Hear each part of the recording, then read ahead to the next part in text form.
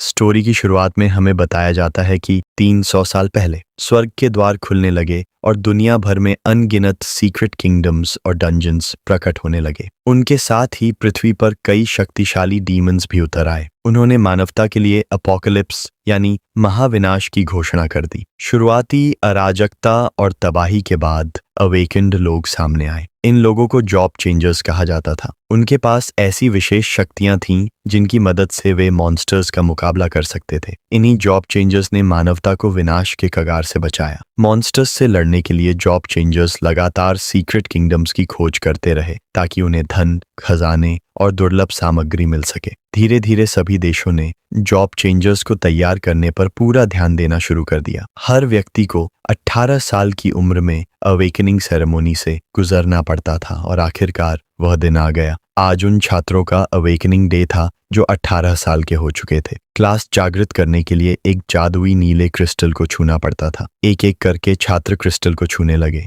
Class 2 के तीसरे वर्ष का छात्र वांग वू क्रिस्टल को छूता है, लेकिन वह कोई क्लास जागृत नहीं कर पाता। उसे क्लासलेस स्टूडेंट घोषित कर दिया जाता है। दूसरी तरफ क्लास 3 का छात्र ली वू सफलतापूर्वक स्वॉर्ड्समैन क्लास जागृत कर लेता है। इसके बाद दूसरे वर्ष की क्लास 3 का छात्र वांग हाउ क्राफ्टर क्लास प्राप्त करता है। आमतौर पर अवेकेंड क्लासेस 3 श्रेणियों में बांटी जाती थीं: combat category, support category, creation category. Combat category सबसे लोकप्रिय और सबसे ताकतवर मानी जाती थी। हर कोई इसी क्लास को पाना चाहता था, जबकि क्रिएशन कैटेगरी को सबसे कमजोर माना जाता था क्योंकि इस कैटेगरी के लोग सीधे लड़ नहीं सकते थे। इसी कारण उन्हें अक्सर समाज में तिरस्कार और उपहास का सामना करना पड़ता था। कुछ और छात्रों ने क्रिस्टल को छुआ। बैंगनी बालों वाला एक छात्र खुशी से झूम उठा क्योंकि उसे कॉम्बैट कैटेगरी की बेहद दुर्लभ मैजिक स्वॉर्ड्समैन क्लास मिली थी। लेकिन वहीं एक दूसरा छात्र रोने लगा क्योंकि उसे क्रिएशन कैटेगरी प्राप्त हुई थी। वह निराश होकर सोचने लगा, आखिर मुझे ऐसी क्लास क्यों मिली जो लड़ाई के लिए बिल्कुल भी उपयोगी नहीं है।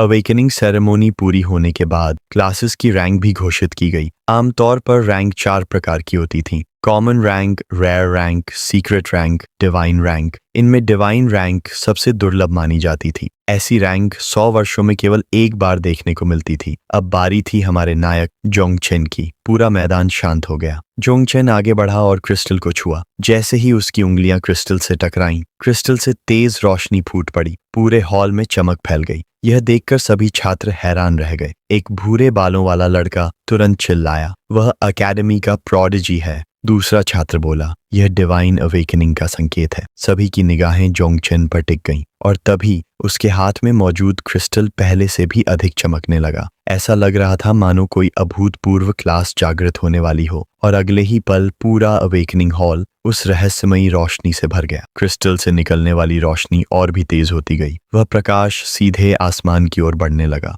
यह देखकर सभी छात्र हैरान रह गए। वे आपस में चर्चा करने लगे कि आखिर यह कौन सी रैंक की क्लास है। कई लोगों का मानना था कि यह डिवाइन रैंक हो सकती है क्योंकि जोंग सिटी में सैकड़ों वर्षों से कोई डिवाइन टैलेंट पैदा नहीं हुआ था। कुछ ही सेकंड में क्रिस्टल से निकली रोशनी ने पूरे आकाश को ढक लिया। फिर आसमान में एक विशाल दिव्य वृक्ष का आकार बनने लगा। वह इतना विशाल था कि शहर के हर कोने से दिखाई दे रहा था। किंवदंती थी कि जब भी कोई डिवाइन रैंक क्लास जागृत होती है तो ऐसा फिनोमेनॉन प्रकट होता है जो स्वर्ग और पृथ्वी दोनों को हिला सकता है। कुछ क्षण बाद अवेकनिंग सफलतापूर्वक पूरी हो गई। जोंगचेन एक हाथ से क्रिस्टल को छुए हुए था, जबकि उसका दूसरा हाथ आराम से उसकी पैंट की जेब में था। वह बस शांत चेहरे के साथ आसमान की ओर देख रहा था। तभी डायरेक्टर वांग वहां पहुंचे। वह मुस्कुराते हुए जोंगचेन के पास आए और बोले, तुम हमारे स्कूल का गर्व हो। मुझे पता था कि तुम एक बेहतरीन कॉम्बैट क्लास जागृत करोगे, लेकिन मैंने कभी नहीं सोचा था कि तुम डिवाइन रैंक क्लास हासिल कर लोगे। इतना कहने के बाद डायरेक्टर वांग ने उत्सुकता से पूछा, जोंगचेन, आखिर तुमने कौन सी क्लास जागृत की है? जोंगचेन ने हल्के से अपना सिर घुमाया। उसके चेहरे पर हल्की मुस्कान थी। फिर उसने कहा, मैंने कॉम्बैट क्लास जागृत नहीं की है। यह सुनते ही डायरेक्टर वांग का चेहरा बदल गया। वह पूरी तरह चौंक गए। उन्होंने अविश्वास भरी नजरों से जांग चेन को देखा, फिर जल्दी से पूछा, अगर कॉम्बैट क्लास नहीं है तो क्या तुमने सपोर्ट क्लास जागृत की है? जांग चेन ने धीरे से अपना शरीर उनकी ओर घुमाया। उसने दोनों हाथ फैलाए। अचानक उसके हाथों की हथेलियों में स्पिरिट एनर्जी से बने छोटे छोटे पौधे प्रकट हो गए। पूरे मैदान में सन्नाटा छा गया। फिर जांग चेन ने सबके सामने घोषणा की, मैंने डिवाइन रैंक क्रिएशन क्लास जागृत की है। इसका नाम है स्पिरिचुअल मास्टर। उसने आगे बताया, यह टैलेंट पौधों, जड़ी बूटियों और छोटे जीवों की ग्रोथ को बढ़ाने के लिए बनाया गया है। यह सुनते ही डायरेक्टर वांग और बाकी सभी लोग स्तब्ध रह गए। उनके चेहरों पर आश्चर्य साफ दिखाई दे रहा था। कुछ देर तक कोई कुछ बोल ही नहीं पाया। फिर डायरेक्टर वांग ने भारी आवाज में कहा, यह बहुत बुरी बात है, क्योंकि क्रिएशन क्लास में कॉम्बैट एबिलिटी नहीं होती, इसलिए डिवाइन रैंक होने के बावजूद इसे बेकार माना जाता है। उनके साथ खड़े एक प्रोफेसर ने आगे बढ़कर जांग चेन को सांत्वना दी। उन्होंने कहा, निराश मत हो, भले ही तुम लड़ नहीं सकते, लेकिन कम से कम सुरक्षित तो रहोगे। स्पिरिचुअल मास्टर्स रिसर्च फील्ड में बहुत लोकप्रिय होते हैं। तुम भविष्य में एक महान रिसर्चर बन सकते हो। इसके बाद प्रोफेसर ने अफसोस जताते हुए कहा, मैंने तुम्हें जो रिकमेंडेशन देने का वादा किया था अब वह संभव नहीं है, लेकिन अगर तुम रिसर्च फील्ड में जाओ तो मैं तुम्हारे लिए रिकमेंडेशन लेटर की व्यवस्था कर सकता हूँ। प्रोफेसर अपनी बात पूरी भी नहीं कर पाए थे कि जांग चेन ने अचानक उन्हें बीच में ही रोक दिया। उसने धीरे धीरे अपना सिर उठाया। उसकी आंखों में अजीब सा आत्मविश्वास चमक रहा था, मानो उसके पास कोई ऐसा राज हो जिसके बारे में वहां मौजूद किसी को भी अंदाजा नहीं था। और अगले ही पल वह ऐसी बात कहने वाला था जो सबकी सोच बदल देने वाली थी। जांग चेन ने प्रोफेसर की ओर देखा और मुस्कुराते हुए उनका धन्यवाद किया। फिर उसने अपने दोनों हाथ जैकेट की जेब में डाले और आराम से वहां से चलने लगा। जाते जाते उसने कहा, मुझे अभी कुछ जरूरी काम है। ये सुनते ही कुछ छात्र हंसने लगे। एक छात्र अपने दोस्त से बोला, ये तो पूरा मजाक निकला। मुझे लगा था कि जांग चेन को कोई डिवाइन कॉम्बैट क्लास मिलेगी, लेकिन आखिर में उसे सिर्फ क्रिएशन क्लास मिली। दूसरा छात्र अपने चेहरे के पास हाथ ले जाकर बोला, जिंदगी सच में हैरानियों से भरी हुई है। पूरी एकेडमी को लगता था कि जांग चेन जैसे प्रोडिजी को कॉम्बैट क्लास मिलेगी, लेकिन अब चाहे वह पढ़ाई में कितना भी अच्छा हो, उसे बेकार ही माना जाएगा। उधर जांग चेन अपने हाथ जेब में डाले एकेडमी के एग्जिट की ओर बढ़ रहा था। रास्ते में खड़े छात्र लगातार उसका मजाक उड़ा रहे थे। एक छात्र बोला, यह नज़ारा देखने में बड़ा मजा आ रहा है। जांग चेन एकेडमी में आने के बाद से हमेशा मेहनत का राजा बना फिरता था। दूसरा छात्र हंसते हुए बोला, इतनी मेहनत की और आखिर में क्रिएशन क्लास मिल गई। तीसरा छात्र बोला, और देखो लिन को, जो हमेशा जांग चेन से दूसरे स्थान पर रहती थी, उसे सीक्रेट रैंक कॉम्बैट क्लास मिली है। चारों तरफ उड़ते तानों और मजाक को सुनकर भी जांग चेन सिर्फ मुस्कुराया। फिर उसने मन ही मन सोचा, अभी कुछ देर पहले यही लोग मेरे साथ कितना अच्छा व्यवहार कर रहे थे, लेकिन क्रिएशन क्लास जागृत होते ही सब कुछ बदल गया। इतनी जल्दी लोगों का रवैया बदल जाएगा, ये मैंने भी नहीं सोचा था। उसे अब पूरा यकीन हो चुका था, इस दुनिया में सिर्फ ताकत की कीमत है। फिर उसने सोचा, आखिर क्रिएशन क्लास में बुराई ही क्या है। यह सोचकर उसने अपना हाथ आगे बढ़ाया। अचानक उसकी हथेली के ऊपर एक सिस्टम विंडो प्रकट हो गई। उस विंडो में कई नोटिफिकेशंस दिखाई दे रही थीं। पहला संदेश था, क्लास अवेकनिंग सक्सेसफुली कंप्लीटेड। दूसरा संदेश, awakened class, divine rank, spiritual master. और तीसरा संदेश देखकर उसकी आंखें चमक उठीं, natural calamity insect system activated, initial mother insect unlock. Zhang Chen ने सिस्टम विंडो को गौर से देखा। फिर उसके चेहरे पर एक रहस्यमयी मुस्कान उभर आई। उसने मन ही मन कहा, यह क्लास तो मेरे लिए बिल्कुल परफेक्ट है। दरअसल हमारे नायक जांग चेन की असली कहानी यहीं से शुरू होती है। वह इस दुनिया का मूल निवासी नहीं था। अपनी पिछली जिंदगी में उसकी मृत्यु हो चुकी थी, लेकिन मौत के बाद उसका पुनर्जन्म इस अवेकेंड वर्ल्ड में हुआ। डार्क ईरा खत्म होने के बाद पूरी दुनिया मॉन्स्टर्स, सीक्रेट रेल्म्स और डंजन से भर चुकी थी। मानव सभ्यता बदल चुकी थी और उसी दिन से जांग चेन एक ऐसे रास्ते पर चल पड़ा था जो उसे इस दुनिया का सबसे खतरनाक और सबसे शक्तिशाली अस्तित्व बनाने वाला था। जैसे ही जांग चेन इस दुनिया में अनाथ के रूप में दोबारा जन्मा, उसने बचपन से ही संघर्ष किया। इस क्रूर दुनिया में जीवित रहने के लिए उसके पास कुछ भी नहीं था, इसलिए उसने अपनी पूरी मेहनत पढ़ाई और ट्रेनिंग में लगा दी। 18 साल का होने से पहले उसे लगता था कि आगे की जिंदगी चलाने के लिए उसे सिर्फ अपनी मेहनत और हुनर पर निर्भर रहना पड़ेगा। लेकिन 1 महीने पहले एक बिल्कुल साधारण दिन पर उसके सामने अचानक एक सिस्टम विंडो प्रकट हुई। सिस्टम ने उसे बताया कि क्लास अवेकनिंग के बाद एक विशेष सिस्टम उसके साथ मर्ज होगा। उसका नाम था इंसेक्ट कैलामिटी सिस्टम। जांग चेन अपनी ठोड़ी पर हाथ रखकर सिस्टम विंडो को देखने लगा। उसे अच्छी तरह याद था कि डार्क एरा के दौरान इंसेक्ट रेस ने पूरी मानवता को विनाश के कगार पर पहुंचा दिया था। वह एक ऐसी भयावह जाति थी जिसके नाम से ही लोग कांप उठते थे। इतिहास के अनुसार पिछली बार जब नेचुरल कैलामिटी प्रकट हुई थी तब मानव जाति के 12 महान राजाओं में से 9 को अपनी जान कुर्बान करनी पड़ी थी ताकि उस आपदा को सील किया जा सके। यह सोचकर जांग चेन ने अपनी मुट्ठी कस ली। उसके मन में सिर्फ एक ही विचार था, इस दुनिया में ताकत ही सब कुछ है, कमजोर लोगों की कोई कीमत नहीं। फिर उसने सिस्टम विंडो की ओर देखा और उसके शरीर से एक शक्तिशाली ऊर्जा निकलने लगी। उसने सोचा कि अगर वह इंसेक्ट रेस की ताकत को अपने लिए इस्तेमाल कर सके तो भविष्य में वही शक्ति उसकी सबसे बड़ी हथियार बन सकती है। अब उसके पास कोई कारण नहीं था रुकने का। उसने तुरंत सिस्टम को सक्रिय कर दिया। अगले ही पल उसके सामने की दुनिया बदल गई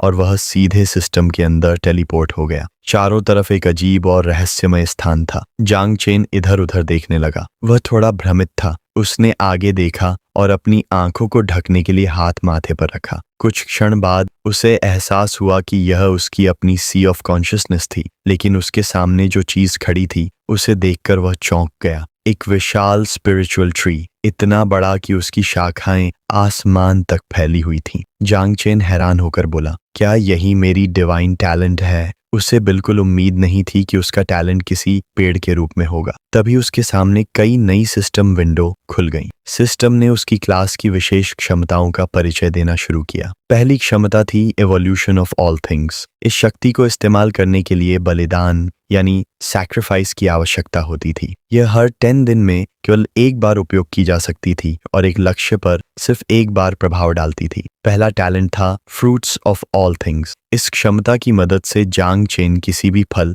या पौधे की वृद्धि को जबरदस्त गति दे सकता था और जब विकास पूरा होता तो उसके अंदर से एक विशेष और दुर्लभ फल गिरने की संभावना रहती थी। दूसरा टैलेंट था इम्प्रूव्ड ग्रोथ। यह क्षमता किसी भी जीवित प्राणी की वृद्धि दर को बढ़ा सकती थी। फिलहाल यह 10% अतिरिक्त विकास प्रदान करती थी। इसका मतलब था कि चाहे पौधा हो, जानवर हो या कोई विशेष जीव, जांग चेन उसकी ग्रोथ को सामान्य से कहीं अधिक तेज बना सकता था। इस क्षमता का कूल डाउन 18 घंटे था। जांग चेन ने अपना हाथ ठोड़ी पर रखा और ध्यान से सारी जानकारी पढ़ने लगा। उसे महसूस होने लगा कि शायद यह डिवाइन रैंक क्रिएशन क्लास उतनी बेकार नहीं थी जितना बाकी लोग समझ रहे थे, बल्कि हो सकता है कि यही शक्ति भविष्य में पूरी दुनिया को हिला देने वाली हो। जांग चेन ने अपनी ठोड़ी पर हाथ रखा और सिस्टम विंडो को ध्यान से देखने लगा। उसने मन ही मन सोचा कि यह सिस्टम वाकई कमाल का है। यह उसकी डिवाइन टैलेंट का विश्लेषण भी अपने आप कर चुका था। भले ही ये सभी क्षमताएं सीधे लड़ाई के लिए नहीं थीं,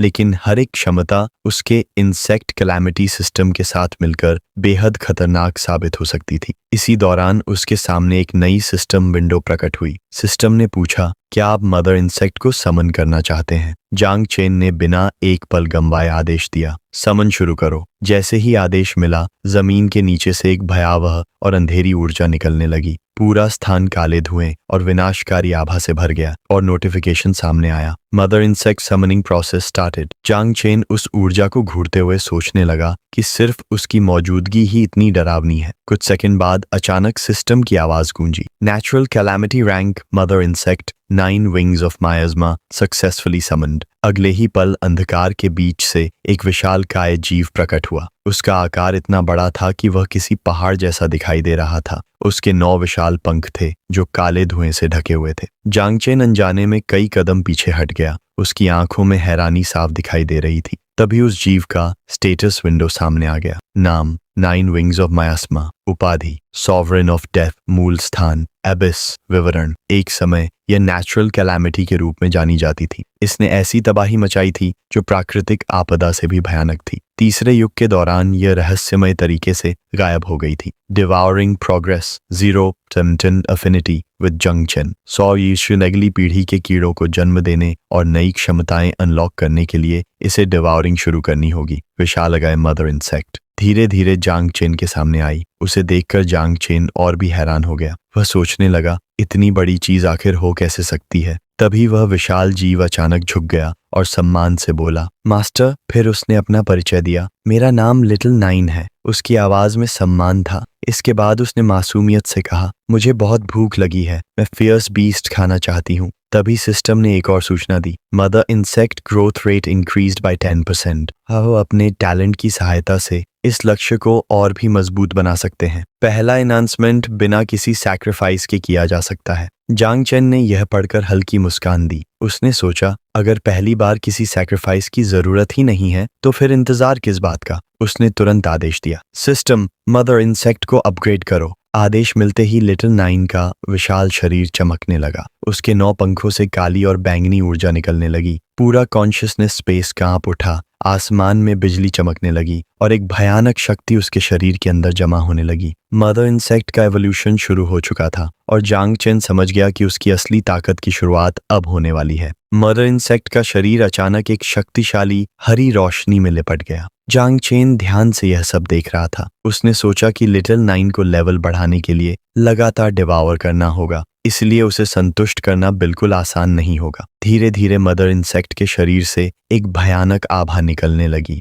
उस ऊर्जा को महसूस करते ही जांग चेन तुरंत सतर्क हो गया और लड़ाई की मुद्रा में खड़ा हो गया। लेकिन अगले ही पल कुछ ऐसा हुआ जिसकी उसने कल्पना भी नहीं की थी। मदर इंसेक्ट का विशाल शरीर बदलने लगा। उसके पंख सिकुड़ने लगे, शरीर छोटा होने लगा और उसका रूप धीरे धीरे एक इंसानी महिला में बदलने लगा। कुछ सेकंड बाद एवोल्यूशन पूरी हो गई। अब उसके सामने एक बेहद खूबसूरत महिला खड़ी थी। उसके लंबे सफेद बाल थे। उसने काले रंग का युद्ध कवच पहन रखा था। उसकी आंखों में जानलेवा ठंडापन और खतरनाक हत्या की भावना झलक रही थी। उसके शरीर से निकल रही आभा पहले से कई गुना अधिक शक्तिशाली थी। तभी उसके सिर के ऊपर एक सिस्टम विंडो दिखाई दी। नई प्लेग क्वीन ने सफलतापूर्वक वाइटल एवोल्यूशन पूरी कर ली है। लेवल अप कंप्लीट एवोल्यूशन के साथ उसे कई नई क्षमताएं भी प्राप्त हुईं। पहली क्षमता थी नर्चर। इस क्षमता की मदद से वह अपने मास्टर को मिलने वाले अनुभव को 10 गुना बढ़ाकर वापस दे सकती थी। दूसरी क्षमता थी पॉइजनस मिस्ट। इस शक्ति से वह घातक जहरीले धुएं में बदल सकती थी,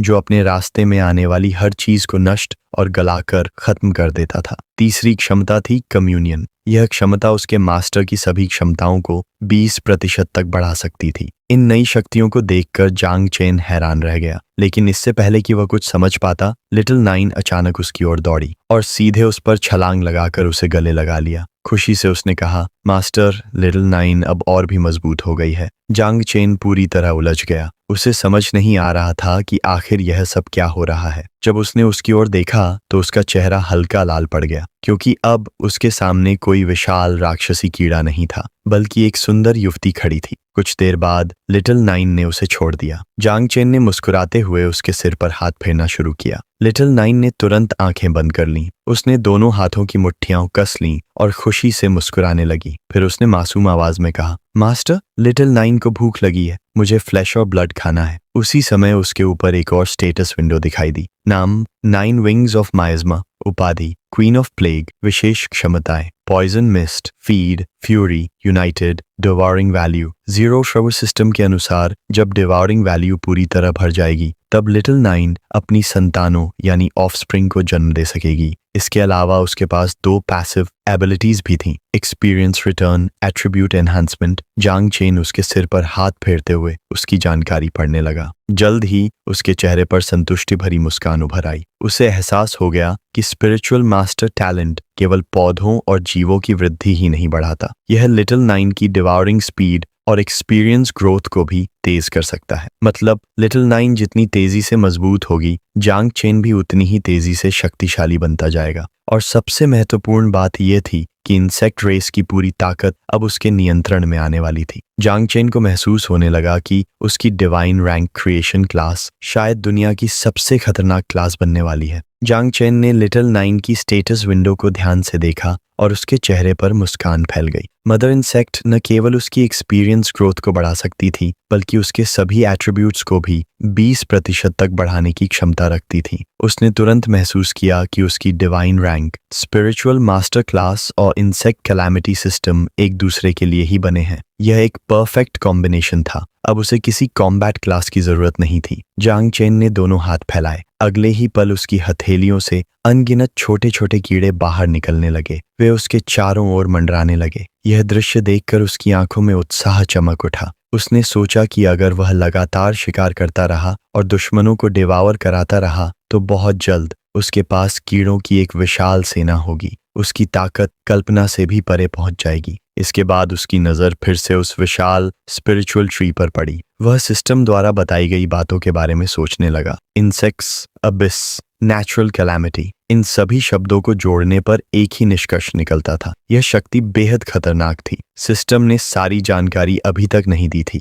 लेकिन जितना भी सामने आया था उससे साफ था कि यह कोई साधारण शक्ति नहीं थी। अगर किसी को उसके सिस्टम के बारे में पता चल गया तो वह पूरे संसार का निशाना बन सकता था और शायद उसकी मौत भी हो सकती थी। जांग चेन ने अपने हाथ जेब में डाले और कुछ देर सोचता रहा। आखिरकार उसने फैसला कर लिया। फिलहाल वह दुनिया के सामने खुद को सिर्फ एक क्रिएशन क्लास यूजर के रूप में ही दिखाएगा और लिटिल नाइन की पॉइजनस मायाज्मा क्षमता का उपयोग करके चुपचाप मॉन्स्टर्स का शिकार करेगा, उनकी शक्ति डिवावर करेगा और खुद को मजबूत बनाएगा। लेकिन छिपकर जीना उसका सपना नहीं था। जांग चेन हमेशा से ऐसा इंसान था जो सबसे ऊपर खड़ा होना चाहता था। उसका लक्ष्य इतना शक्तिशाली बनना था कि एक दिन पूरी दुनिया के सामने अपनी ताकत दिखा सके। उसी समय अचानक सी ऑफ कॉन्शियसनेस का पानी हिलने लगा। पूरा स्थान कंपन करने लगा। लिटिल नाइन तुरंत सतर्क हो गई। वह हवा में उछली और अपने पंख फैलाकर उड़ने लगी। दोनों की नजरें पानी की सतह पर टिक गईं। जांग चेन ने गंभीर स्वर में कहा, ऐसा तभी होता है जब कोई बाहरी व्यक्ति मेरी ओर बढ़ रहा हो। लिटिल नाइन ने धीरे धीरे सिर घुमाया। उसकी आंखों में हत्यारी चमक दिखाई देने लगी। फिर उसने जांग चेन की ओर देखकर मुस्कुराते हुए कहा, मास्टर, मुझे किसी खतरे की आहट महसूस हो रही है। अगले ही पल जांग चेन सिस्टम स्पेस से बाहर निकल आया, लेकिन जैसे ही उसने सामने देखा वह एकदम चौंक गया। उसके सामने एक लंबा और ताकतवर आदमी खड़ा था। उसकी ऊंचाई जांग चेन से काफी ज्यादा थी। उसके काले बाल थे, घनी दाढ़ी थी और उसकी एक आंख के पास गहरा निशान बना हुआ था। वह आदमी धीरे धीरे आगे बढ़ा, फिर बिना कुछ कहे जांग चेन की आंखों में देखने लगा। कुछ सेकंड तक दोनों के बीच सन्नाटा छाया रहा। फिर उस आदमी ने गंभीर आवाज में पूछा, पूरे शहर ने जो अवेकनिंग फिनोमिनन देखा था, क्या उसे तुमने सक्रिय किया था? जांग चेन का दिल धड़क उठा। उसने तुरंत अपने दांत भींच लिए। सिर्फ उस आदमी की मौजूदगी से ही उसे दबाव महसूस हो रहा था। उसने अनुमान लगाया कि यह व्यक्ति कम से कम मास्टर रैंक का तो जरूर होगा, शायद उससे भी ज्यादा शक्तिशाली। अब जांग चेन पूरी तरह सतर्क हो चुका था। उसके मन में एक ही सवाल घूम रहा था, इतना ताकतवर व्यक्ति उसे ढूंढने क्यों आया है? वह आदमी लगातार जंग को घूरे जा रहा था। तभी उसके शरीर से एक बेहद शक्तिशाली हरी ऑरा निकलने लगी। आसपास मौजूद लोग उसकी तरफ बढ़ने लगे। आदमी काफी दूर खड़ा था, फिर भी सभी उसकी जबरदस्त ऑरा को महसूस कर सकते थे। सब सोचने लगे कि आखिर वह किस लेवल का। जब उन्होंने देखा कि वह जोंग चेन से बात कर रहा है तो उनके मन में यह सवाल उठने लगा कि कहीं दोनों के बीच कोई टकराव तो नहीं होने वाला। वह आदमी सीधे जोंग की आंखों में देखने लगा। यह देखकर जोंग थोड़ा नर्वस हो गया, क्योंकि वह आदमी काफी देर से बिना कुछ बोले उस पर दबाव बना रहा था। जोंग समझ नहीं पा रहा था कि आखिर वह उसकी परीक्षा ले रहा है या कुछ और। उसी समय इंसेक्ट मदर वहां प्रकट हुई। वह अपनी उंगली चाटते हुए जोंग के पास आई और उस आदमी की तरफ घूरते हुए उसकी आंखों में जानलेवा इरादा दिखाई देने लगा। उसने जंग से कहा कि यह आदमी उसके लिए खतरा है। उसकी नजर में वह आदमी बेहद स्वादिष्ट लग रहा था और वह उसे निगल जाना चाहती थी। जंग तुरंत घबरा गया। उसे महसूस हो गया कि कुछ गड़बड़ है। उसकी आशंका सही निकली, क्योंकि सिस्टम की कई वार्निंग विंडोज उसके सामने दिखाई देने लगी। इंसेक्ट मदर ने जोंग के लिए एक खतरे का पता लगा लिया था। सिस्टम के अनुसार उस आदमी को डिवावर करने से बहुत अधिक वैल्यू मिलने वाली थी और इंसेक्ट मदर किसी भी पल उसे निगलना शुरू कर सकती थी। अचानक जंग के शरीर से भी एक शक्तिशाली ऑरा निकलने लगी जो चारों दिशाओं में फैल गई। तभी उसे एहसास हुआ कि अब एक और समस्या खड़ी हो गई है। लिटिल नाइन ने भी उस आदमी को खतरे के रूप में पहचान लिया था और वह हमला करने के लिए तैयार हो चुकी थी। जंग की ऑरा वहां मौजूद उन छात्रों तक पहुंच गई जो पहले उसका मजाक उड़ा रहे थे। वे सभी अपने हाथों से चेहरा ढंकते हुए पीछे हटने लगे और हैरानी से सोचने लगे कि आखिर जोंग के अंदर इतनी ठंडी और भयावह ऑरा कहां से आ गई। जोंग के चेहरे पर गुस्सा साफ दिखाई देने लगा। उसकी आंखों में हत्या की चमक उभर आई और वह सीधे उस आदमी को घूरने लगा। उसे समझ आ गया था कि जब डिवाउरिंग वैल्यू कम हो जाती है तब इंसेक्ट मदर की आक्रामकता कई गुना बढ़ जाती है। अगर वह इस स्थिति को रोकना चाहता था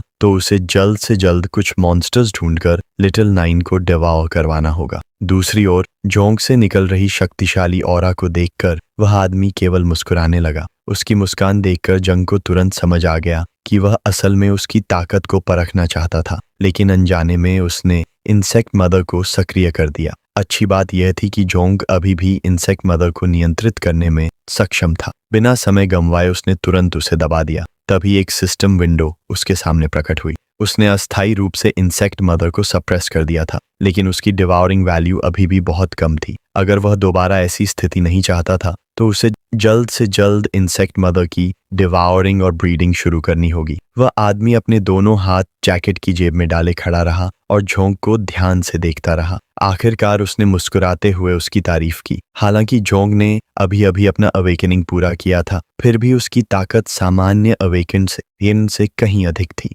इतनी कम उम्र में इस स्तर की शक्ति हासिल करना किसी चमत्कार से कम नहीं था। आदमी की नजरों में जोंग एक असाधारण प्रतिभा था और उसे पूरा विश्वास था कि भविष्य में वह पूरे देश को हिला देने वाली शक्ति बन जाएगा। जोंग उस आदमी की परीक्षा का सामना करने में ही नहीं बल्कि उसका काउंटर अटैक करने में भी सफल रहा था। यह देखकर उस आदमी ने जोंग से कहा कि वह एक डिवाइन अवेकनिंग का सच्चा हकदार है। उसने आगे कहा कि उसका भविष्य पूरी तरह लिमिटलेस है। जोंग बस चुपचाप उसकी बातें सुनता रहा। अंदर ही अंदर उसे राहत महसूस हुई, क्योंकि उसकी असली पहचान और रहस्य अभी तक किसी के सामने उजागर नहीं हुए थे। कुछ देर बाद वह उस आदमी के पास गया और उसकी आंखों में देखते हुए पूछा कि आखिर वह है कौन। यह सुनकर आदमी मुस्कुराया। उसने अपना हाथ आगे बढ़ाया और अपना परिचय देते हुए कहा कि उसका नाम जाई गैंग है और वह नाइट वॉच का लीडर है। उसने बताया कि वह जोंग की ताकत से काफी प्रभावित है और जानना चाहता है कि क्या वह नाइट वॉच में शामिल होना चाहेगा। यह सुनकर जोंग हैरान रह गया। उसे बिल्कुल उम्मीद नहीं थी कि जाई गैंग नाइट वॉच का हिस्सा होगा।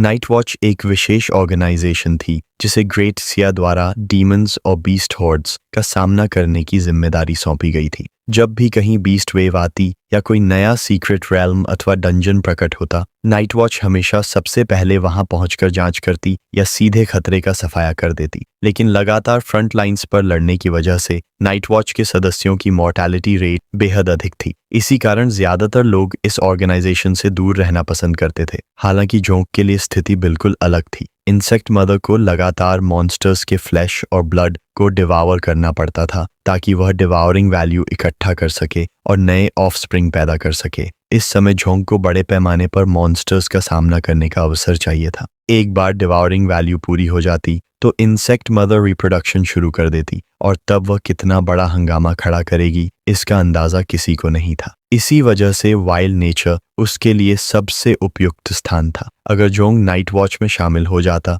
तो चाहे डिवावरिंग हो या रिप्रोडक्शन, उनसे जुड़े सभी जोखिमों को आसानी से संभाला जा सकता था। जब जोंग जाई गैंग के बढ़ाए हुए हाथ को देख रहा था तब उसके चेहरे पर मुस्कान आ गई। उसने महसूस किया कि नाइट वॉच उसके लिए बिल्कुल परफेक्ट ऑर्गेनाइजेशन थी। दूसरी तरफ वहां मौजूद छात्र आपस में चर्चा करने लगे। वे कह रहे थे कि नाइट वॉच की मॉर्टैलिटी रेट बहुत ज्यादा है और सामान्य लोग वहां जाना भी पसंद नहीं करते। इसी कारण उन्हें विश्वास था कि जोंग चांग कभी भी नाइट वॉच ज्वाइन नहीं करेगा। सुनकर जाई गैंग ने मजबूरन मुस्कान दी और जोंग से कहा कि नाइट वॉच के बारे में फैली ज्यादातर अफवाहें अब पुरानी हो चुकी हैं। जोंग को मना करने से रोकने के लिए जाई गैंग ने आगे कहा कि यदि वह ऑर्गेनाइजेशन में शामिल होने के लिए तैयार हो जाए तो उसे कॉम्प्रिहेंसिव ट्रेनिंग प्रदान की जाए। उसका डिवाइन रैंक इतना मूल्यवान था कि नाइट वॉच उसके ऊपर बड़े पैमाने पर रिसोर्सेज निवेश करने को तैयार थी। बिना एक पल गंवाए जोंग ने जाई गैंग का हाथ थाम लिया। उसने मुस्कुराते हुए उसे लीडर कहकर संबोधित किया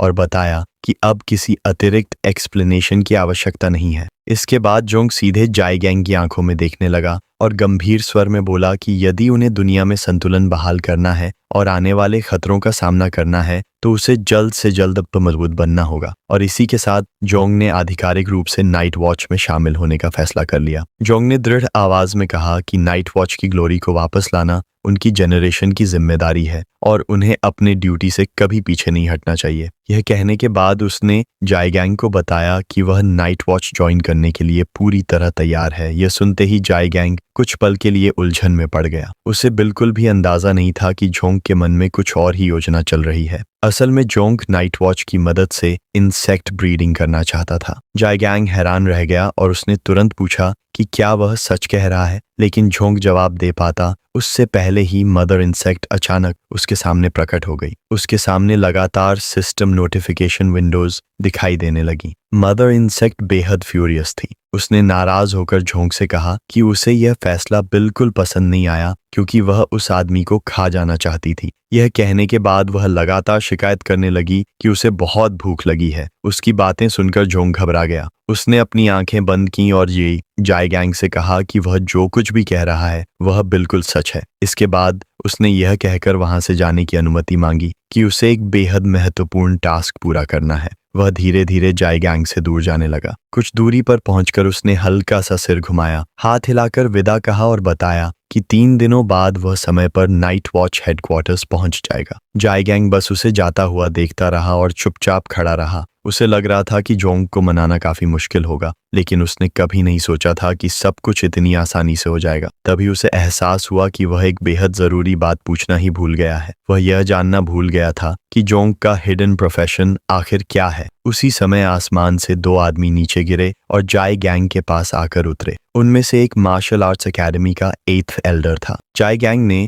उनकी तरफ देखा और मजाकिया अंदाज में कहा कि अगर वे नाइट वॉच से लोगों को छीनने आए हैं तो वे काफी देर कर चुके हैं। 8th एल्डर ने तुरंत पूछा कि वह लड़का कहाँ है जिसने divine rank creation class awakening हासिल की है। ये सुनते ही जायगैंग के चेहरे पर हैरानी छा गई। उसने बूढ़े आदमी की तरफ देखा और पूछा कि वह आखिर किस बारे में बात कर रहा है। 8th एल्डर उसके पास आया और आश्चर्य से उसकी आंखों में देखते हुए बोला, क्या तुम सचमुच एक divine ranked creation category awakened को नाइट वॉच में शामिल करके मरने के लिए भेजने वाले हो? यह सुनकर जायगैंग को आखिरकार सच्चाई समझ में आ गई। अब उसे पता चल चुका था कि जोंग के पास डिवाइन रैंक्ड क्रिएशन क्लास है। उधर उसी समय जोंग शहर पहुंच चुका था। वहां अंकल वॉन्ग नाम का एक आदमी उससे मिला। उसने जोंग से पूछा कि क्या मेन सिटी में हुआ वह विशाल फिनोमिनॉन उसी की वजह से था। जोंग ने बिना झिझक जवाब दिया कि हाँ, वह उसी का काम था। तभी पर्पल हेयर वाली एक महिला अंकल वॉन्ग के पास आई। उसने कमर पर हाथ रखा और गंभीर आवाज में कहा कि वह अपनी आवाज धीमी रखे। अगर कोई परेशानी पैदा करने वाला व्यक्ति उनकी बातें सुन लेता तो उसकी जान भी जा सकती थी। यह सुनकर अंकल वॉन्ग ने अपना हाथ सिर के पीछे रखा, आंखें बंद की और जोर से हंसने लगा। फिर मुस्कुराते हुए उसने उससे कहा कि उसे इसकी बिल्कुल भी चिंता नहीं है, क्योंकि अगर कोई मुसीबत ढूंढते हुए यहाँ आ भी गया तो शायद उसे पछताना पड़ेगा। अंकल वांग हमेशा बिना रुके बातें करते रहते थे। जोंग उनके पास पहुंचा, आंखें बंद की और हल्की मुस्कान के साथ उन्हें भरोसा दिलाया कि चिंता करने की कोई जरूरत नहीं है, क्योंकि इसमें शर्मिंदा होने जैसी कोई बात नहीं है। अंकल वांग ने जोंग की तरफ देखा और कहा कि भले ही क्रिएशन कैटेगरी सीधे लड़ाई नहीं कर सकती, लेकिन उन्होंने सुना है कि बड़ी बड़ी कंपनीज हमेशा स्पिरिचुअल प्लांट्स उगाने के लिए क्रिएशन कैटेगरी के लोगों को विशेष रूप से तैयार करती हैं। उन्होंने आगे कहा कि अगर आज जोंग के माता पिता यहाँ होते तो वे उस पर बेहद गर्व महसूस करते। यह सुनकर जोंग कुछ क्षणों के लिए चुप हो गया। इतने वर्षों तक वह उसी बिल्डिंग में रहने वाले लोगों की मदद और सहारे से जीवित रह पाया था। चेहरे पर मुस्कान लाते हुए उसने सभी से कहा कि वह भविष्य में कभी भी उनका एहसान नहीं भूलेगा। अंकल वांग हंस पड़े और बोले कि ऐसी छोटी छोटी बातों की चिंता करने की जरूरत नहीं है। फिर उन्होंने बताया कि जोंग बिल्कुल सही समय पर आया है, क्योंकि वे लोग बिगिनर लेवल सीक्रेट रेल्म में जाने वाले थे ताकि कुछ इक्विपमेंट हासिल कर सकें। अंकल वांग चाहते थे कि जोंग भी उनके साथ चले और मिलकर लेवल अप करे। जोंग ने बिना झिझक इस प्रस्ताव को स्वीकार कर लिया और उनका धन्यवाद किया। उसी समय उसके सामने एक सिस्टम मैसेज दिखाई दिया। क्योंकि उसने टीम फॉर्मेशन मिशन पूरा कर लिया था, इसलिए उसे विशेष रिवॉर्ड प्राप्त हुआ। कुछ मिनट बाद जोंग और बाकी लोग पोर्टल को पार करके सीक्रेट रियल्म के अंदर पहुंच गए। अपने दोनों हाथ जैकेट की जेब में डाले जोंग चारों तरफ देखने लगा। वह सोच रहा था कि क्या वास्तव में सीक्रेट रियल्म का अंदरूनी हिस्सा ऐसा ही होता है तभी अचानक सीक्रेट रेल्म की दीवारों पर लगी टॉर्चेस जल उठीं क्योंकि मैचिंग प्रोसेस पूरी हो चुकी थी। उसी क्षण सीक्रेट रेल्म के अंदर मौजूद सभी मॉन्स्टर्स ने अपनी नजरें झोंग और उसके साथियों की तरफ घुमा दी। इस सीक्रेट रेल्म का नाम टेम्पल ऑफ द डेड था।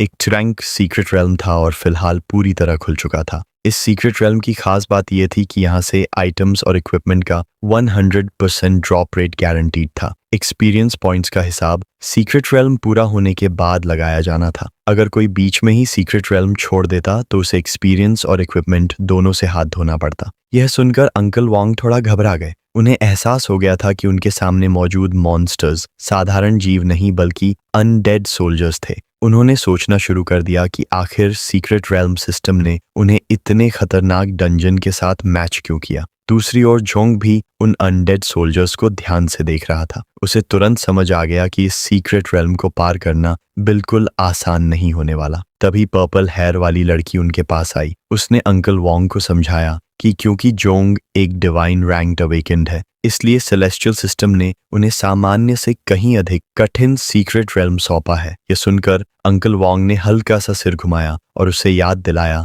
कि जोंग चांग ने क्रिएशन कैटेगरी में अवेकनिंग प्राप्त की है। उनके अनुसार क्रिएशन कैटेगरी के अवेकेंड आमतौर पर लड़ाई में ज्यादा प्रभावी नहीं होते। लेकिन तभी ब्राउन हेयर वाली लड़की आगे बढ़ी। उसने गंभीर आवाज में कहा कि चाहे वह क्रिएशन कैटेगरी का हो, लेकिन डिवाइन रैंक फिर भी डिवाइन रैंक ही होता है। सेलेस्टियल सिस्टम कभी गलती नहीं करता। अगर सिस्टम ने जोंग को डिवाइन रैंक दिया है तो उसके अंदर जरूर कोई ऐसी क्षमता छिपी हुई है जिसे अभी तक किसी ने नहीं देखा। ब्राउन हेयर वाली लड़की भी अंकल वोंग के पास आ गई। अनडेड सोल्जर्स को देखते हुए उसने पूछा कि आखिर वे इस सीक्रेट रेल्म को छोड़कर बाहर क्यों नहीं चले जाते। लेकिन उसके सवाल पूरा करने से पहले ही अंकल वांग ने उसे बीच में रोक दिया। उन्होंने अपनी तलवार धीरे धीरे म्यान से बाहर निकाली और सभी से कहा कि घबराने की कोई जरूरत नहीं है। उन्होंने बताया कि इस स्तर के सीक्रेट रेल्म्स हर दिन देखने को नहीं मिलते। साथ ही उन्होंने मुस्कुराते हुए कहा कि इस बार जोंग उनके साथ है, इसलिए उनकी किस्मत अच्छी रहेगी और उन्हें बेहतरीन इक्विपमेंट ड्रॉप्स मिलेंगे। जैसे ही अंकल वांग ने अपनी सोर्ड बाहर निकाली,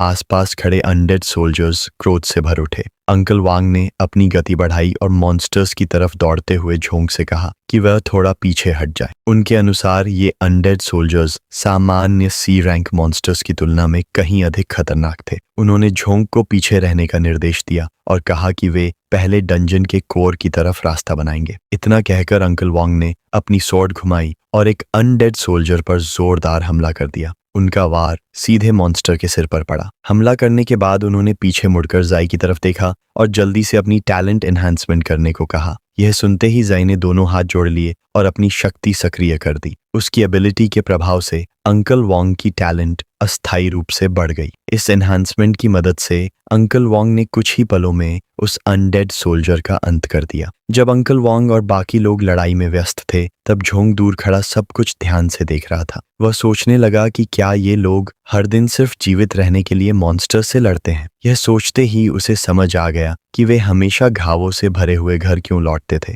फिर भी उन्होंने कभी शिकायत नहीं की और हमेशा उसकी मदद करते रहे। खासकर जाई ने तो हर मुश्किल समय में उसका साथ दिया था। जोंग ने सुना था कि जाई एडवेंचरर इसलिए बनी थी क्योंकि उसे अपने भाई की आंखों का इलाज करवाने के लिए पैसे चाहिए थे। अंकल वांग और बाकी लोगों को लड़ते हुए देखकर जोंग के मन में एक नया संकल्प पैदा हुआ। उसने फैसला किया कि वह जल्द से जल्द मजबूत बनेगा और जब वह पर्याप्त पैसा कमाने लगेगा तब उन सभी लोगों का एहसान जरूर चुकाएगा जिन्होंने मुश्किल समय में उसकी मदद की थी। उसी दौरान जब उसका ध्यान कहीं और था, इंसेक्ट मदर फिर से उसके सामने प्रकट हो गई। उसने अपनी ठुड्डी के नीचे हाथ रखा और अनडेड सोल्जर की लाश को देखते हुए कहा कि यहाँ बहुत सारे मॉन्स्टर्स मौजूद हैं। उनके फ्लैश और ब्लड की खुशबू उसे साफ महसूस हो रही थी। वह उन सभी को डिवॉर करना चाहती थी। जोंग ने अपने दोनों हाथ पैंट की जेब में डाले रखे और अनडेड सोल्जर की लाश की तरफ देखते हुए मुस्कुरा दिया। उसे लगा कि लिटिल नाइन ने भी उस लाश को पहले ही डिटेक्ट कर लिया है। इस स्थिति को देखते हुए उसने फैसला किया कि पहले लिटिल नाइन की एबिलिटीज को टेस्ट किया जाए। उसने अपना हाथ आगे बढ़ाया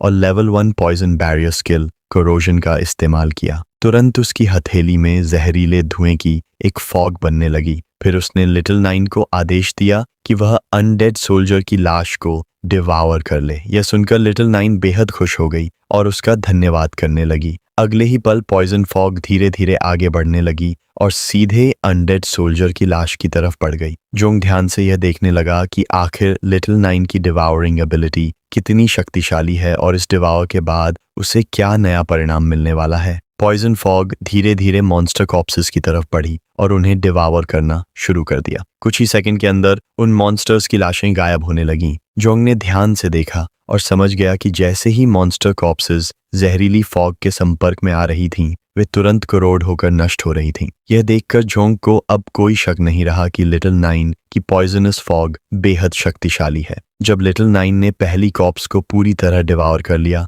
तो डिवावरिंग वैल्यू बढ़कर 10 पॉइंट्स हो गई। लेकिन मॉन्स्टर्स का लेवल काफी कम था, इसलिए ग्रोथ रेट भी बहुत धीमी थी। इसका मतलब था कि लिटिल नाइन को तेजी से मजबूत होने के लिए और अधिक मॉन्स्टर्स डिवावर करने होंगे। जोंग ने एक हाथ जेब में रखा और पीछे मुड़कर वहाँ अंकल वांग और उसके साथियों को देखा। उसे महसूस हुआ कि वे सचमुच कई वर्षों से साथ काम करने वाले अनुभवी पार्टनर्स थे। बहुत कम समय में वे डंजन की गहराइयों तक पहुंच चुके थे। क्योंकि पॉइजन मिस्ट एक एरिया स्किल थी और जोंग अभी तक उसे पूरी तरह कंट्रोल नहीं कर सकता था, इसलिए गलती से किसी साथी के घायल होने की संभावना बनी हुई थी। इसी वजह से उसने फैसला किया कि वह अंकल वांग और बाकी लोगों के पीछे पीछे चलेगा और रास्ते में मिलने वाली मॉन्स्टर कॉप्सेस को संभालेगा। उसी समय लिटिल नाइन ने उसका ध्यान अपनी तरफ खींचा। उसने जोंग से कहा कि उसे कुछ महसूस हो रहा है। जोंग ने तुरंत अपना सिर घुमाया और देखा कि जमीन के नीचे से और मॉन्स्टर्स निकलने लगे हैं। लिटिल नाइन ने बताया कि उसे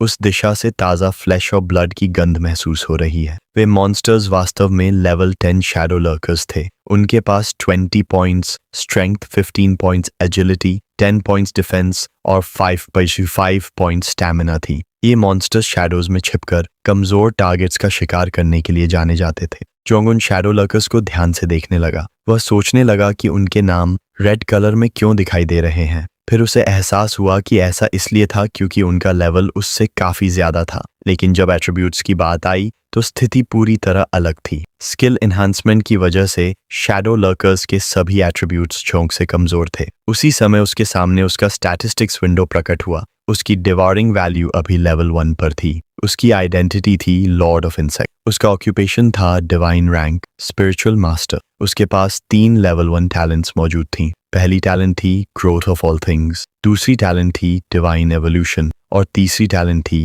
ancestral tree of all things. Jong के पास इंसेक्ट मदर लिटिल नाइन थी, जिसे 9 मायास्मा विंग के नाम से भी जाना जाता था। उसका नेचुरल रैंक कैलामिटी लेवल था। फिलहाल जोंग के पास कोई इक्विपमेंट नहीं था। उसके एट्रीब्यूट्स इस प्रकार थे: strength 35 points, agility 31 points, endurance 27 points, constitution 20 points. उसका कॉम्बैट पावर स्कोर 41 स्टार्स तक पहुंच चुका था। वर्तमान समय में उसके पास 2 पैसिव एबिलिटीज थीं। पहली थी एक्सपीरियंस रिटर्न, दूसरी थी एट्रीब्यूट एनहांसमेंट। उसकी करंट डिवारिंग वैल्यू 100 में से 10 थी और करंट एक्सपीरियंस अभी 0 थी। अपने स्टेटस विंडो को देखने के बाद जोंग ने एक निर्णय लिया। अब समय आ गया था कि वह इन शैडो लर्कर्स के खिलाफ अपनी असली ताकत को परखे और यह देखे कि डिवाइन रैंक स्पिरिचुअल मास्टर की शक्ति वास्तव में कितनी भयावह हो सकती है। जोंग ने फैसला किया कि अब समय आ गया है अपनी स्किल्स को टेस्ट करने का। उसने अपना हाथ एक तरफ बढ़ाया और लिटिल नाइन को आदेश दिया कि वह पॉइजनस मिस्ट में ट्रांसफॉर्म होकर उसके साथ चले। लिटिल नाइन ने तुरंत उसकी बात मानी और पॉइजनस मिस्ट में बदल गई।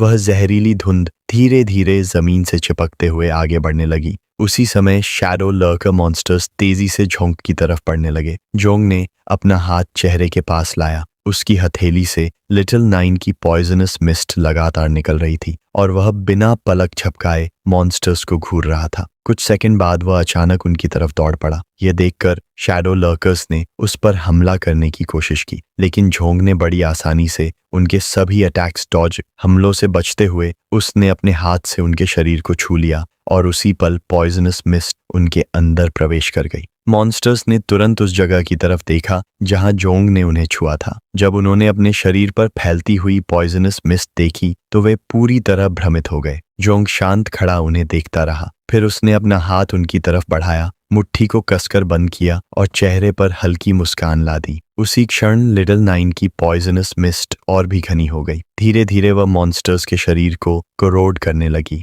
उनका फ्लैश गलने लगा, हड्डियां टूटने लगीं और कुछ ही पलों में उनके पूरे शरीर नष्ट होने लगे। जोंग बस चुपचाप खड़ा यह दृश्य देखता रहा। तभी उसके सामने कई सिस्टम विंडोज प्रकट हो गईं। उसे 200 स्पेशल एक्सपीरियंस पॉइंट्स प्राप्त हुए। मॉन्स्टर्स की लाशों को देखते हुए जोंग के चेहरे पर मुस्कान आ गई। उसे महसूस हुआ कि ये मॉन्स्टर्स उसके सामने बिल्कुल भी टिक नहीं सकते। साथ ही उसने देखा कि डिवाउरिंग वैल्यू भी तेजी से बढ़ रही थी। यही बात उसे सबसे ज्यादा संतुष्टि दे रही थी। तभी जब वह अपने विचारों में खोया हुआ था, लिटिल नाइन फिर से उसके सामने प्रकट हुई। उसने जोंग को बताया कि उनके पीछे और भी ब्लड फूड दिखाई दिया है। यह सुनते ही जोंग ने पीछे मुड़कर देखा और सचमुच वहां से कई और शैडो लर्कर मॉन्स्टर्स निकल रहे थे। लेकिन इस बार जोंग ने कोई हरकत नहीं की। उसने बस दोनों हाथ अपनी जेब में डाल लिए और शांत खड़ा रहा। फिर उसने मॉन्स्टर्स की तरफ देखा और गंभीरता से सोचने लगा। उसे अंकल वांग बाकी लोगों की चिंता होने लगी थी। अब उसे समझ आ गया था कि इस डंजन में जितना दिखाई दे रहा है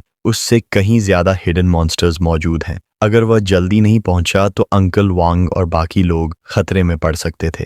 इसलिए उसने फैसला किया कि इन मॉन्स्टर्स को जितनी जल्दी हो सके खत्म करना होगा। इसके बाद उसने लिटिल नाइन से पूछा कि क्या वह अकेले इन मॉन्स्टर्स को संभाल सकती है। यह सुनकर लिटिल नाइन धीरे धीरे पॉइजनस मिस्ट के भीतर से प्रकट हुई। उसने सामने मौजूद मॉन्स्टर्स की तरफ देखा और अपना हाथ उनकी ओर बढ़ा दिया। फिर आत्मविश्वास से मुस्कुराते हुए उसने जोंग से कहा, इन सबको मेरे हवाले कर दो। मेरे लिए ये सभी मॉन्स्टर्स सिर्फ छोटे छोटे शिकार हैं। कई मिनट बाद जोंग उस जगह पहुंचा जहां अंकल वांग और बाकी लोग मौजूद थे। वहां पहुंचते ही उसने देखा कि अंकल वांग बुरी तरह घायल हो चुके थे। वे दोनों मॉन्स्टर्स से पूरी तरह घिरे हुए थे। अंकल वांग अपनी स्वॉर्ड को दोनों हाथों से मजबूती से पकड़े हुए थे और उनकी पीठ जी की पीठ से लगी हुई थी। वहीं जी ने अपने दोनों हाथ मॉन्स्टर्स की तरफ फैलाए हुए थे और किसी भी अटैक से खुद को बचाने के लिए अपनी एबिलिटी इस्तेमाल करने को तैयार थी। धीरे धीरे मॉन्स्टर्स उनकी तरफ बढ़ने लगे। उनकी आंखों में केवल हत्या की भूख दिखाई दे रही थी।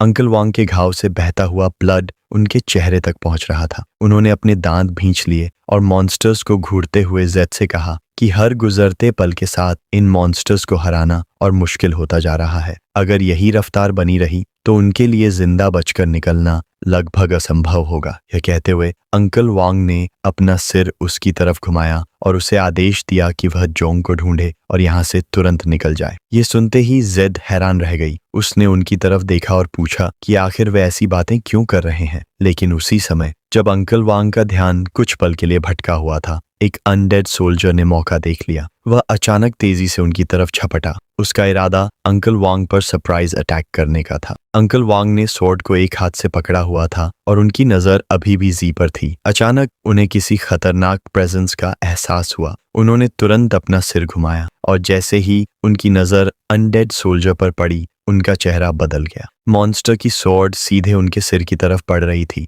उन्होंने अपने दांत भींच लिए। उनके मन में केवल एक ही विचार आया, यह अच्छा नहीं है। लेकिन ठीक उसी क्षण जैसे मौत उनके सामने खड़ी हो, जोंग वहां प्रकट हो गया। उसने अपना हाथ आगे बढ़ाया और लिटिल नाइन की पॉइजनस मिस्ट एबिलिटी का इस्तेमाल कर दिया। अनडेड सोल्जर की स्वॉर्ड अंकल वांग तक पहुंच पाती उससे पहले ही पॉइजनस मिस्ट उसके शरीर से चिपक गई। अगले ही पल उसका शरीर धीरे धीरे गलना शुरू हो गया। उसकी त्वचा, हड्डियां और पूरा शरीर कोरोड होने लगा। कुछ ही सेकंड में वह मॉन्स्टर पूरी तरह नष्ट हो गया। अनडेड सोल्जर का शरीर धीरे धीरे हवा में बिखरने लगा। यह दृश्य देखकर अंकल वांग स्तब्ध रह गए। वे एक साथ सरप्राइज और कंफ्यूजन दोनों महसूस कर रहे थे। उन्हें समझ ही नहीं आ रहा था कि आखिर अभी हुआ क्या है। तभी जोंग ने शांत स्वर में पूछा, आप लोग ठीक हैं? जोंग की आवाज सुनते ही अंकल वांग ने पीछे मुड़कर देखा और जैसे ही उनकी नजर जोंग पर पड़ी, वे कुछ पल के लिए बिल्कुल चुप हो गए। उन्होंने अपने दांत भींच लिए लेकिन उनके मुंह से एक भी शब्द नहीं निकला। जैसे जैसे जोंग उनकी तरफ बढ़ता गया,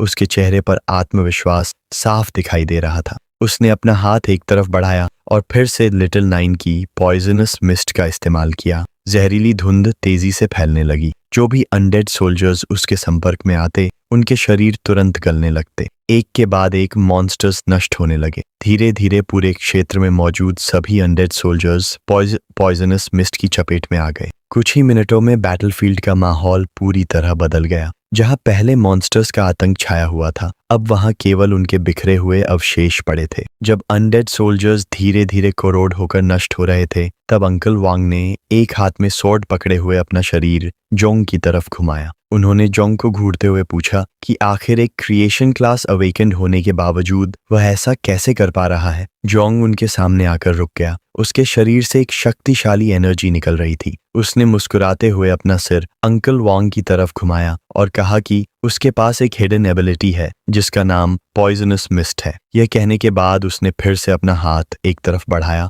और लिटिल नाइन की पॉइजनस मिस्ट एबिलिटी का इस्तेमाल किया। इसके बाद जोंग ने देखा कि अंकल वांग बुरी तरह घायल हो चुके हैं। उसने तुरंत जियोलान और जैली से कहा कि वे अंकल वांग को जल्दी से सीक्रेट रेल्म के पोर्टल तक ले जाएं। साथ ही उसने यह भी बताया कि वह पीछे रुककर उनका कवर करेगा। यह सुनते ही सभी लोग हैरान रह गए। अंकल वांग ने अविश्वास भरी नजरों से उसे देखा और कहा कि भले ही उसके पास डिवाइन क्लास हो, लेकिन यह काम बेहद खतरनाक है। जियो भी जोंग की तरफ देखने लगी। उसके चेहरे पर चिंता साफ दिखाई दे रही थी। उसने जोंग से कहा कि वह भी उनके साथ चले। यहाँ अकेले रुककर अनडेड सोल्जर्स से लड़ना सही नहीं होगा। जब सभी उसे समझाने की कोशिश कर रहे थे, तब ज़ेडली चुपचाप अपना हाथ मुंह के पास रखे खड़ी रही। उसने एक शब्द भी नहीं कहा। जोंग ने उनकी तरफ अपनी पीठ कर ली। उसके शरीर से निकलती हुई एनर्जी लगातार बढ़ती जा रही थी। उसने हल्का सा अपना सिर उनकी तरफ घुमाया और अंकल वांग को आश्वासन दिया कि चिंता करने की कोई जरूरत नहीं है, उसे कुछ नहीं होगा।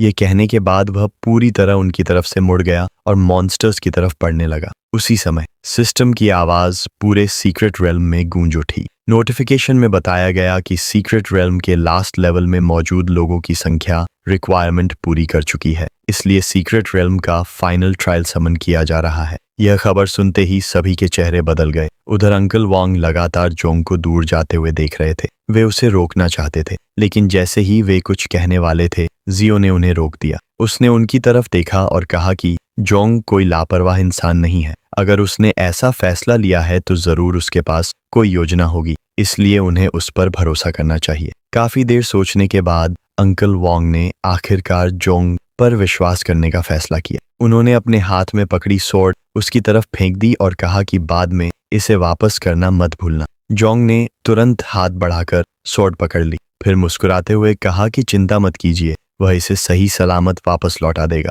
यह स्वॉर्ड थी नोविस कॉन्करर्स स्वॉर्ड। इसमें 25 स्पीड पॉइंट्स, 30 स्ट्रेंथ पॉइंट्स और 2% अटैक स्पीड बोनस मौजूद था। इसके अलावा इसमें एक पैसिव एबिलिटी भी थी जो पहले से एक्टिव थी। जोंग ने स्वॉर्ड को अपने चेहरे के पास लाकर मॉन्स्टर्स को आक्रामक नजरों से घूरना शुरू कर दिया। उसके लिए यह स्थिति बेहद फायदेमंद थी, क्योंकि अंकल वांग की स्वॉर्ड मिलने के बाद वह पॉइजनस मिस्ट की अटैक रेंज को और भी बढ़ा सकता था। उसने तुरंत पॉइजनस मिस्ट एबिलिटी एक्टिवेट कर दी। धीरे धीरे जहरीली धुंध स्वॉर्ड की ब्लेड पर फैलने लगी। उधर अनडेड सोल्जर्स भी पूरी रफ्तार से उसकी तरफ बढ़ने लगे। वे जोंग पर हमला करना चाहते थे, लेकिन अगले ही पल जोंग बिजली की तरह हरकत में आ गया। पलक झपकते ही उसने उनके सभी अटैक्स डॉज कर दिए। फिर अंकल वांग की स्वॉर्ड घुमाते हुए मॉन्स्टर्स के शरीर टुकड़ों में काट दिए। स्वॉर्ड की ब्लेड पर मौजूद पॉइजनस मिस्ट उनके शरीरों में फैल गई और देखते ही देखते वे कोरोड होकर नष्ट होने लगे। इन मॉन्स्टर्स के लिए जोंग का मुकाबला करना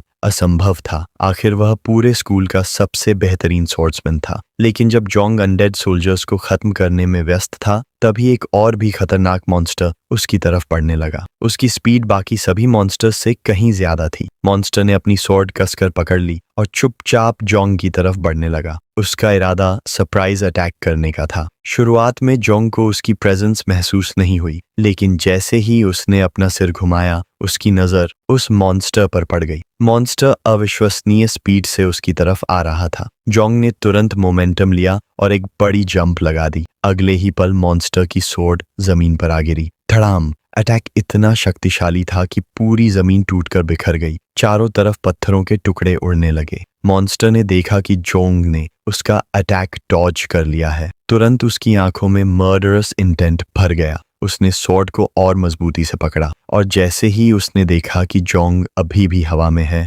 उसने दूसरा अटैक कर दिया। सौभाग्य से जोंग समय रहते प्रतिक्रिया कर पाया। उसने अंकल वांग की स्वॉर्ड आगे करके अटैक ब्लॉक कर लिया, लेकिन दोनों की स्ट्रेंथ में बहुत बड़ा अंतर था। टन! एक तेज आवाज गूंजी और अगले ही पल अंकल वांग की स्वॉर्ड बीच से टूट गई। ब्रोकन स्वॉर्ड के साथ जोंग को कई मीटर दूर उछाल दिया गया। वह तेजी से पीछे की तरफ फिसलने लगा, लेकिन उसने अपने पैर जमीन पर जमा दिए और किसी तरह अपने शरीर को रोक लिया। इसके बाद उसने अपना सिर घुमाकर ब्रोकन स्वॉर्ड की तरफ देखा। उसे यकीन ही नहीं हुआ। अंकल वांग की स्वॉर्ड सचमुच टूट चुकी थी। अब जोंग बॉस से ज्यादा स्वॉर्ड को लेकर परेशान था। उसके दिमाग में केवल एक ही सवाल घूम रहा था, वह अंकल वांग को कैसे समझाएगा कि उनकी कीमती स्वॉर्ड टूट गई है। उसी समय सिस्टम ने बॉस की जानकारी दिखा दी। सीक्रेट रेल्म का बॉस था अनडेड किंग, लेवल 15। यह देखकर जोंग का चेहरा गंभीर हो गया। अनडेड किंग धीरे धीरे खड़ा हुआ। उसने एक हाथ में स्वॉर्ड पकड़ रखी थी। उसकी आंखें जोंग पर टिकी हुई थीं। उनमें केवल हत्या की इच्छा दिखाई दे रही थी। अचानक अनडेड किंग का शरीर कांपने लगा और अगले ही पल वह गायब हो गया। जोंग कुछ समझ पाता उससे पहले ही अनडेड किंग उसकी पीठ के पीछे प्रकट हो गया। उसने स्वॉर्ड उठाई और अटैक करने की तैयारी कर ली। जैसे ही जोंग को पीछे से आती हुई खतरनाक प्रेजेंस का एहसास हुआ, उसके पूरे शरीर में खतरे की घंटियां बज उठीं। जोंग ने तुरंत अपना सिर घुमाया और आक्रामक नजरों से अनडेड किंग को देखने लगा। उसी क्षण उसने जोर से लिटिल नाइन को पुकारा। जैसे ही अनडेड किंग की स्वॉर्ड जोंग पर गिरने वाली थी, अचानक लिटिल नाइन वहां प्रकट हो गई। उसने केवल एक हाथ से स्वॉर्ड की ब्लेड को पकड़ लिया। पूरा बैटलफील्ड एक पल के लिए शांत हो गया। लिटिल नाइन की नजरें सीधे अनडेड किंग पर टिकी हुई थीं। फिर उसने बिना नजर हटाए जोंग से पूछा, क्या मैं इसे खत्म कर सकती हूँ? जोंग ने बिना एक पल गंवाए जवाब दिया, हाँ। यह सुनते ही लिटिल नाइन के चेहरे पर खुशी भरी मुस्कान आ गई। अगले ही पल क्रैक, सिर्फ अपनी पकड़ की ताकत से उसने अनडेड किंग की स्वॉर्ड को टुकड़ों में तोड़ दिया। टूटी हुई ब्लेड के टुकड़े चारों तरफ बिखर गए। फिर लिटिल नाइन ने अपने दोनों हाथ फैलाए। उसके शरीर से एक भयावह एनर्जी निकलने लगी। वह एनर्जी चारों दिशाओं में फैल रही थी। यह दृश्य देखकर अनडेड किंग भी सतर्क हो गया। अब उसकी स्वॉर्ड नष्ट हो चुकी थी, इसीलिए उसने अपने फिस्ट से हमला करने का फैसला किया। लिटिल नाइन का ध्यान भटका हुआ देखकर अनडेड किंग अचानक उसकी तरफ झपटा। वह सरप्राइज अटैक करना चाहता था, लेकिन उसी समय लिटिल नाइन ने अपनी आंखें खोल दी। उसके शरीर में एक भयानक बदलाव आने लगा। उसकी आंखों में किलर इंटेंट साफ दिखाई दे रही थी। वह सीधे अनडेड किंग को घूरने लगी। अगले ही पल उसके टेंटिकल्स बाहर निकल आए। उसने तुरंत ऑफेंसिव स्टैंस अपना लिया और फिर शुरू हुआ एकतरफा नरसंहार। उसके टेंटिकल्स स्वॉर्ड की तरह तेज थे। वे लगातार अनडेड किंग पर वार करने लगे। अनडेड किंग हर अटैक से बचने की कोशिश कर रहा था, लेकिन लिटिल नाइन की स्पीड और पावर उसके लिए बहुत ज्यादा थी। धीरे धीरे उसका शरीर टूटने लगा। सबसे पहले उसका बायां हाथ कटकर गिर गया, फिर उसका दायां हाथ भी अलग हो गया। अनडेड किंग दर्द से गरज उठा, लेकिन लिटिल नाइन नहीं रुकी। उसने एक और हमला किया। स्विश! इस बार अनडेड किंग का सिर उसके धड़ से अलग हो गया। फिर उसने अपने टेंटिकल को सीधे उसके सिर में घोंप दिया। इसके बाद वह मुड़ी और जोंग की तरफ चलने लगी। पीछे अनडेड किंग का शरीर धड़ाम से जमीन पर गिर पड़ा। अब उसके हाथ में बॉस का कटा हुआ सिर था। उसके पूरे शरीर से शक्तिशाली एनर्जी निकल रही थी। यह दृश्य देखकर जोंग मुस्कुरा उठा। उसे यकीन नहीं हो रहा था कि लिटिल नाइन सीक्रेट रेल्म के बॉस के सामने भी इतनी शांत और आत्मविश्वासी रह सकती है। उसने सोचा कि अब बॉस मर चुका है, इसलिए पोर्टल जल्द ही खुल जाएगा। लिटिल नाइन ने मोमेंटम लिया और जोंग के पास आकर उतर गई। तभी अचानक उसके सामने एक एनर्जी क्रिस्टल प्रकट हुआ। जोंग ने हैरानी से उसे देखना शुरू कर दिया। उसे समझ नहीं आया कि यह आखिर क्या है। एनर्जी क्रिस्टल धीरे धीरे हवा में ऊपर उठने लगा। फिर उसने आसपास पड़े मॉन्स्टर्स के कॉर्प्सेस से मैजिक एनर्जी खींचना शुरू कर दिया। चारों तरफ बिखरी हुई मैजिक एनर्जी क्रिस्टल के अंदर समाने लगी। यह देखकर जोंग पूरी तरह चौंक गया। कुछ सेकंड बाद क्रिस्टल पहले से कई गुना ज्यादा चमकने लगा। उसके अंदर जमा हुई एनर्जी लगातार बढ़ती जा रही थी। पूरा सीक्रेट रेल्म उस रहस्यमयी रोशनी से जगमगाने लगा और तभी एनर्जी क्रिस्टल अचानक तेजी से कांपने लगा। ऐसा लग रहा था जैसे उसके अंदर कुछ जन्म लेने वाला हो। जोंग और लिटिल नाइन दोनों की नजरें उसी क्रिस्टल पर टिक गईं, क्योंकि उन्हें एहसास हो चुका था कि असली रहस्य अभी सामने आना बाकी है। अचानक एनर्जी क्रिस्टल तेजी से ग्लो करने लगा। उसकी चमक इतनी बढ़ गई कि पूरे सीक्रेट रेल्म में रोशनी फैल गई। फिर अगले ही पल धड़ाम, क्रिस्टल के अंदर से एक विशाल मॉन्स्टर प्रकट हुआ। उसका नाम था अनडेड टायरेंट। उसका आकार इतना बड़ा था कि वह लिटिल नाइन और जोंग दोनों से लगभग 20 गुना विशाल दिखाई दे रहा था। उसकी आंखों में भयानक किलर किलर इंटेंट भरा हुआ था। वह लगातार जोंग और लिटिल नाइन को घूर रहा था। यह देखकर जोंग के मन में एक विचार आया, क्या एनर्जी क्रिस्टल ही इस सीक्रेट रेल्म का असली बॉस था? उसने अपने दांत भींच लिए और तुरंत लिटिल नाइन को आदेश दिया, अनडेड टायरेंट के अंदर मौजूद एनर्जी क्रिस्टल को नष्ट कर दो। यह सुनते ही लिटिल नाइन तैयार हो गई। उधर अनडेड टायरेंट ने एक भयानक रोर किया। उसकी गर्जना से पूरा सीक्रेट रेल्म कांप उठा। अगले ही पल उसने अपने विशाल मेस को घुमाया और लिटिल नाइन पर हमला कर दिया। लेकिन पलक झपकते ही लिटिल नाइन ने मोमेंटम लिया और दीवार की तरफ छलांग लगा दी। उसने हवा में खुद को उछालकर अटैक को आसानी से डॉज कर लिया। धड़ाम! अनडेड टायरेंट का मेस जमीन से टकराया। टक्कर इतनी भयानक थी कि जमीन कई हिस्सों में टूट गई। लेकिन मॉन्स्टर रुका नहीं। उसने तुरंत दूसरा अटैक कर दिया। इस बार भी लिटिल नाइन ने मोमेंटम लिया और हवा में ऊंची जंप लगा दी। वह फिर से अटैक से बच गई। मॉन्स्टर का मेस दोबारा जमीन पर गिरा। चारों तरफ पत्थरों के टुकड़े उड़ने लगे। हवा में मौजूद लिटिल नाइन की आंखों में अब मर्डरस इंटेंट साफ दिखाई दे रही थी। वह सीधे अनडेड टायरेंट को घूर रही थी। अचानक उसने अपने दोनों हाथ उसकी तरफ बढ़ा दिए। अगले ही पल उसके शार्प टेंटिकल्स बिजली की रफ्तार से आगे बढ़े। उसने लगातार अनडेड टायरेंट पर हमला शुरू कर दिया। हर टेंटिकल स्वॉर्ड की तरह तेज था, लेकिन हैरानी की बात यह थी कि इतना विशाल मॉन्स्टर होने के बावजूद अनडेड टायरेंट अविश्वसनीय स्पीड से सभी अटैक्स डॉज कर रहा था। ऐसा लग रहा था जैसे उसे किसी भी अटैक से कोई डर ही न हो। यह देखकर जोंग भी चौंक गया। उसने अपने दांत भींच लिए। उसे समझ आ गया कि यह बॉस पहले के सभी मॉन्स्टर्स से कहीं ज्यादा खतरनाक है। फिर अचानक उसकी नजर नीचे जमीन पर पड़ी। मलबे के बीच कई प्लांट्स उगे हुए दिखाई दे रहे थे। उन्हें देखते ही उसके दिमाग में एक योजना बन गई। उसने फैसला किया कि अब समय आ गया है अपनी डिवाइन क्रिएशन क्लास की असली शक्ति इस्तेमाल करने का। स्पिरिचुअल मास्टर जोंग ने प्लांट्स को ध्यान से देखा। उसकी आंखों में दृढ़ निश्चय दिखाई दे रहा था। वह जानता था कि उसके पास केवल एक ही मौका है। अगर यह योजना सफल हुई तो अनडेड टायरेंट का अंत निश्चित होगा। जोंग को समझ आ गया था कि अनडेड टायरेंट बेहद तेज था और उसके हर अटैक में विनाशकारी ताकत छिपी हुई थी। अनडेड टायरेंट ने अपना विशाल मेस जमीन से उठाया और पूरी ताकत के साथ मोमेंटम लेने लगा। जोंग को ऐसा महसूस हुआ जैसे कोई बेकाबू रेज से भरा बुल उसकी तरफ दौड़ रहा हो। लेकिन जोंग समझ चुका था कि यही उसकी सबसे बड़ी वीकनेस भी है। उधर लिटिल नाइन ने अपने शार्प टेंटिकल्स से अनडेड टायरेंट पर हमला करने की कोशिश की, लेकिन अनडेड टायरेंट ने अपने पूरे शरीर को तेजी से स्पिन करना शुरू कर दिया। उसने बड़ी आसानी से सभी टेंटिकल्स को डॉज कर दिया। फिर उसने दोबारा मोमेंटम लिया और बिजली जैसी स्पीड से जोंग की तरफ बढ़ने लगा। कुछ ही सेकंड बाद उसने हवा में एक विशाल जंप लगा दी। जोंग ने अपना सिर उठाकर अनडेड टायरेंट की तरफ देखा। उसकी नजरें पूरी तरह बॉस पर टिकी हुई थीं। उसने मन ही मन कहा, यह अच्छा नहीं है। उसे अभी अभी महसूस हुआ था कि जमीन के नीचे कई हिडन स्पिरिचुअल रूट्स मौजूद हैं और यही उसकी जीत की आखिरी उम्मीद थी। हवा में मौजूद अनडेड टायरेंट ने दोनों हाथों से अपना मेस कसकर पकड़ लिया। वह पूरी ताकत से जोंग की तरफ बढ़ रहा था। उसका इरादा एक ही अटैक में जोंग का अंत करने का था, लेकिन जोंग बिल्कुल शांत खड़ा रहा। उसने फैसला कर लिया था कि वह अपनी एबिलिटी ठीक उसी पल इस्तेमाल करेगा जब बॉस उसके बिल्कुल करीब पहुंच जाएगा। कुछ सेकंड बाद अनडेड टायरेंट आखिरकार उसकी रेंज में आ गया। जोंग की आंखों में एक चमक उभरी। उसे समझ आ गया कि यही सही मौका है। उसने तुरंत अपना हाथ जमीन की तरफ बढ़ाया। अगले ही पल उसके हाथ के नीचे एक ग्रीन सिंबल चमकने लगा। उसने अपनी डिवाइन टैलेंट एक्टिवेट कर दी। धीरे धीरे जमीन के नीचे छिपी हुई स्पिरिचुअल रूट्स बाहर निकलने लगी। जोंग ने अपना शरीर अनडेड टायरेंट की तरफ घुमाया। उसकी आंखों में अब मौत जैसा सन्नाटा था। उसने अपना हाथ बॉस की तरफ बढ़ाया और अगले ही पल धड़ाम 4 विशाल स्पिरिचुअल रूट्स जमीन फाड़कर बाहर निकली। उन्होंने सीधे अनडेड टायरेंट के शरीर को भेद दिया। हवा में ही जकड़ गया। वह जितनी भी कोशिश करता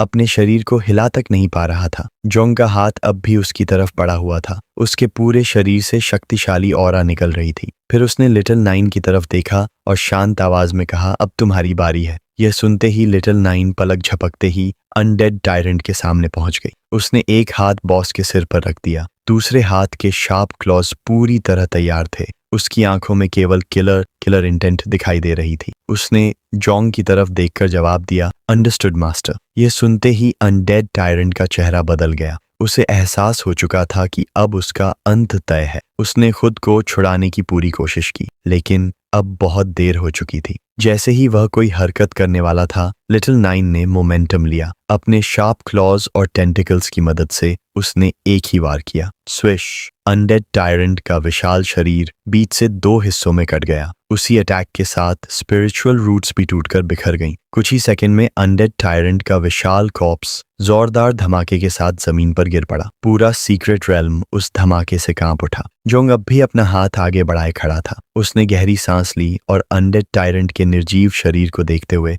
हल्की सी मुस्कान दी। आखिरकार सीक्रेट रेल्म का सबसे शक्तिशाली बॉस भी उसके सामने हार चुका था। धीरे धीरे जमीन से निकली हुई सभी स्पिरिचुअल रूट्स वापस मिट्टी के अंदर समाने लगीं। कुछ ही सेकंड बाद अनडेड टायरेंट के कॉर्प्स के अंदर से एक चमकता हुआ कोर बाहर निकल आया। जैसे ही जोंग ने उसे देखा, उसने बिना देर किए उसकी तरफ दौड़ लगा दी। उसे पता था कि अगर कोर उड़ गया तो बड़ी परेशानी हो सकती है। पर कोर उड़ पाता उससे पहले ही जोंग ने उसे अपने हाथ में पकड़ लिया। फिर उसने अपनी मुट्ठी पूरी ताकत से भींच ली। क्रैक! कोर उसकी पकड़ में ही चकनाचूर हो गया। उसके छोटे छोटे टुकड़े धीरे धीरे जमीन पर गिरने लगे। जोंग अपनी मुट्ठी को घूरते हुए मन ही मन बोला, आखिरकार सब खत्म हो गया। उसी समय लगातार कई सिस्टम नोटिफिकेशंस उसके सामने दिखाई देने लगे। सिस्टम ने उसे कंग्रेचुलेशंस देते हुए बताया कि उसने C rank secret realm temple of the undead को सक्सेसफुली क्लियर कर लिया है। इसके बाद सिस्टम ने सभी टीम मेंबर्स का कंट्रीब्यूशन कैलकुलेट करना शुरू किया। कुछ सेकंड बाद फाइनल रिजल्ट सामने आ गया।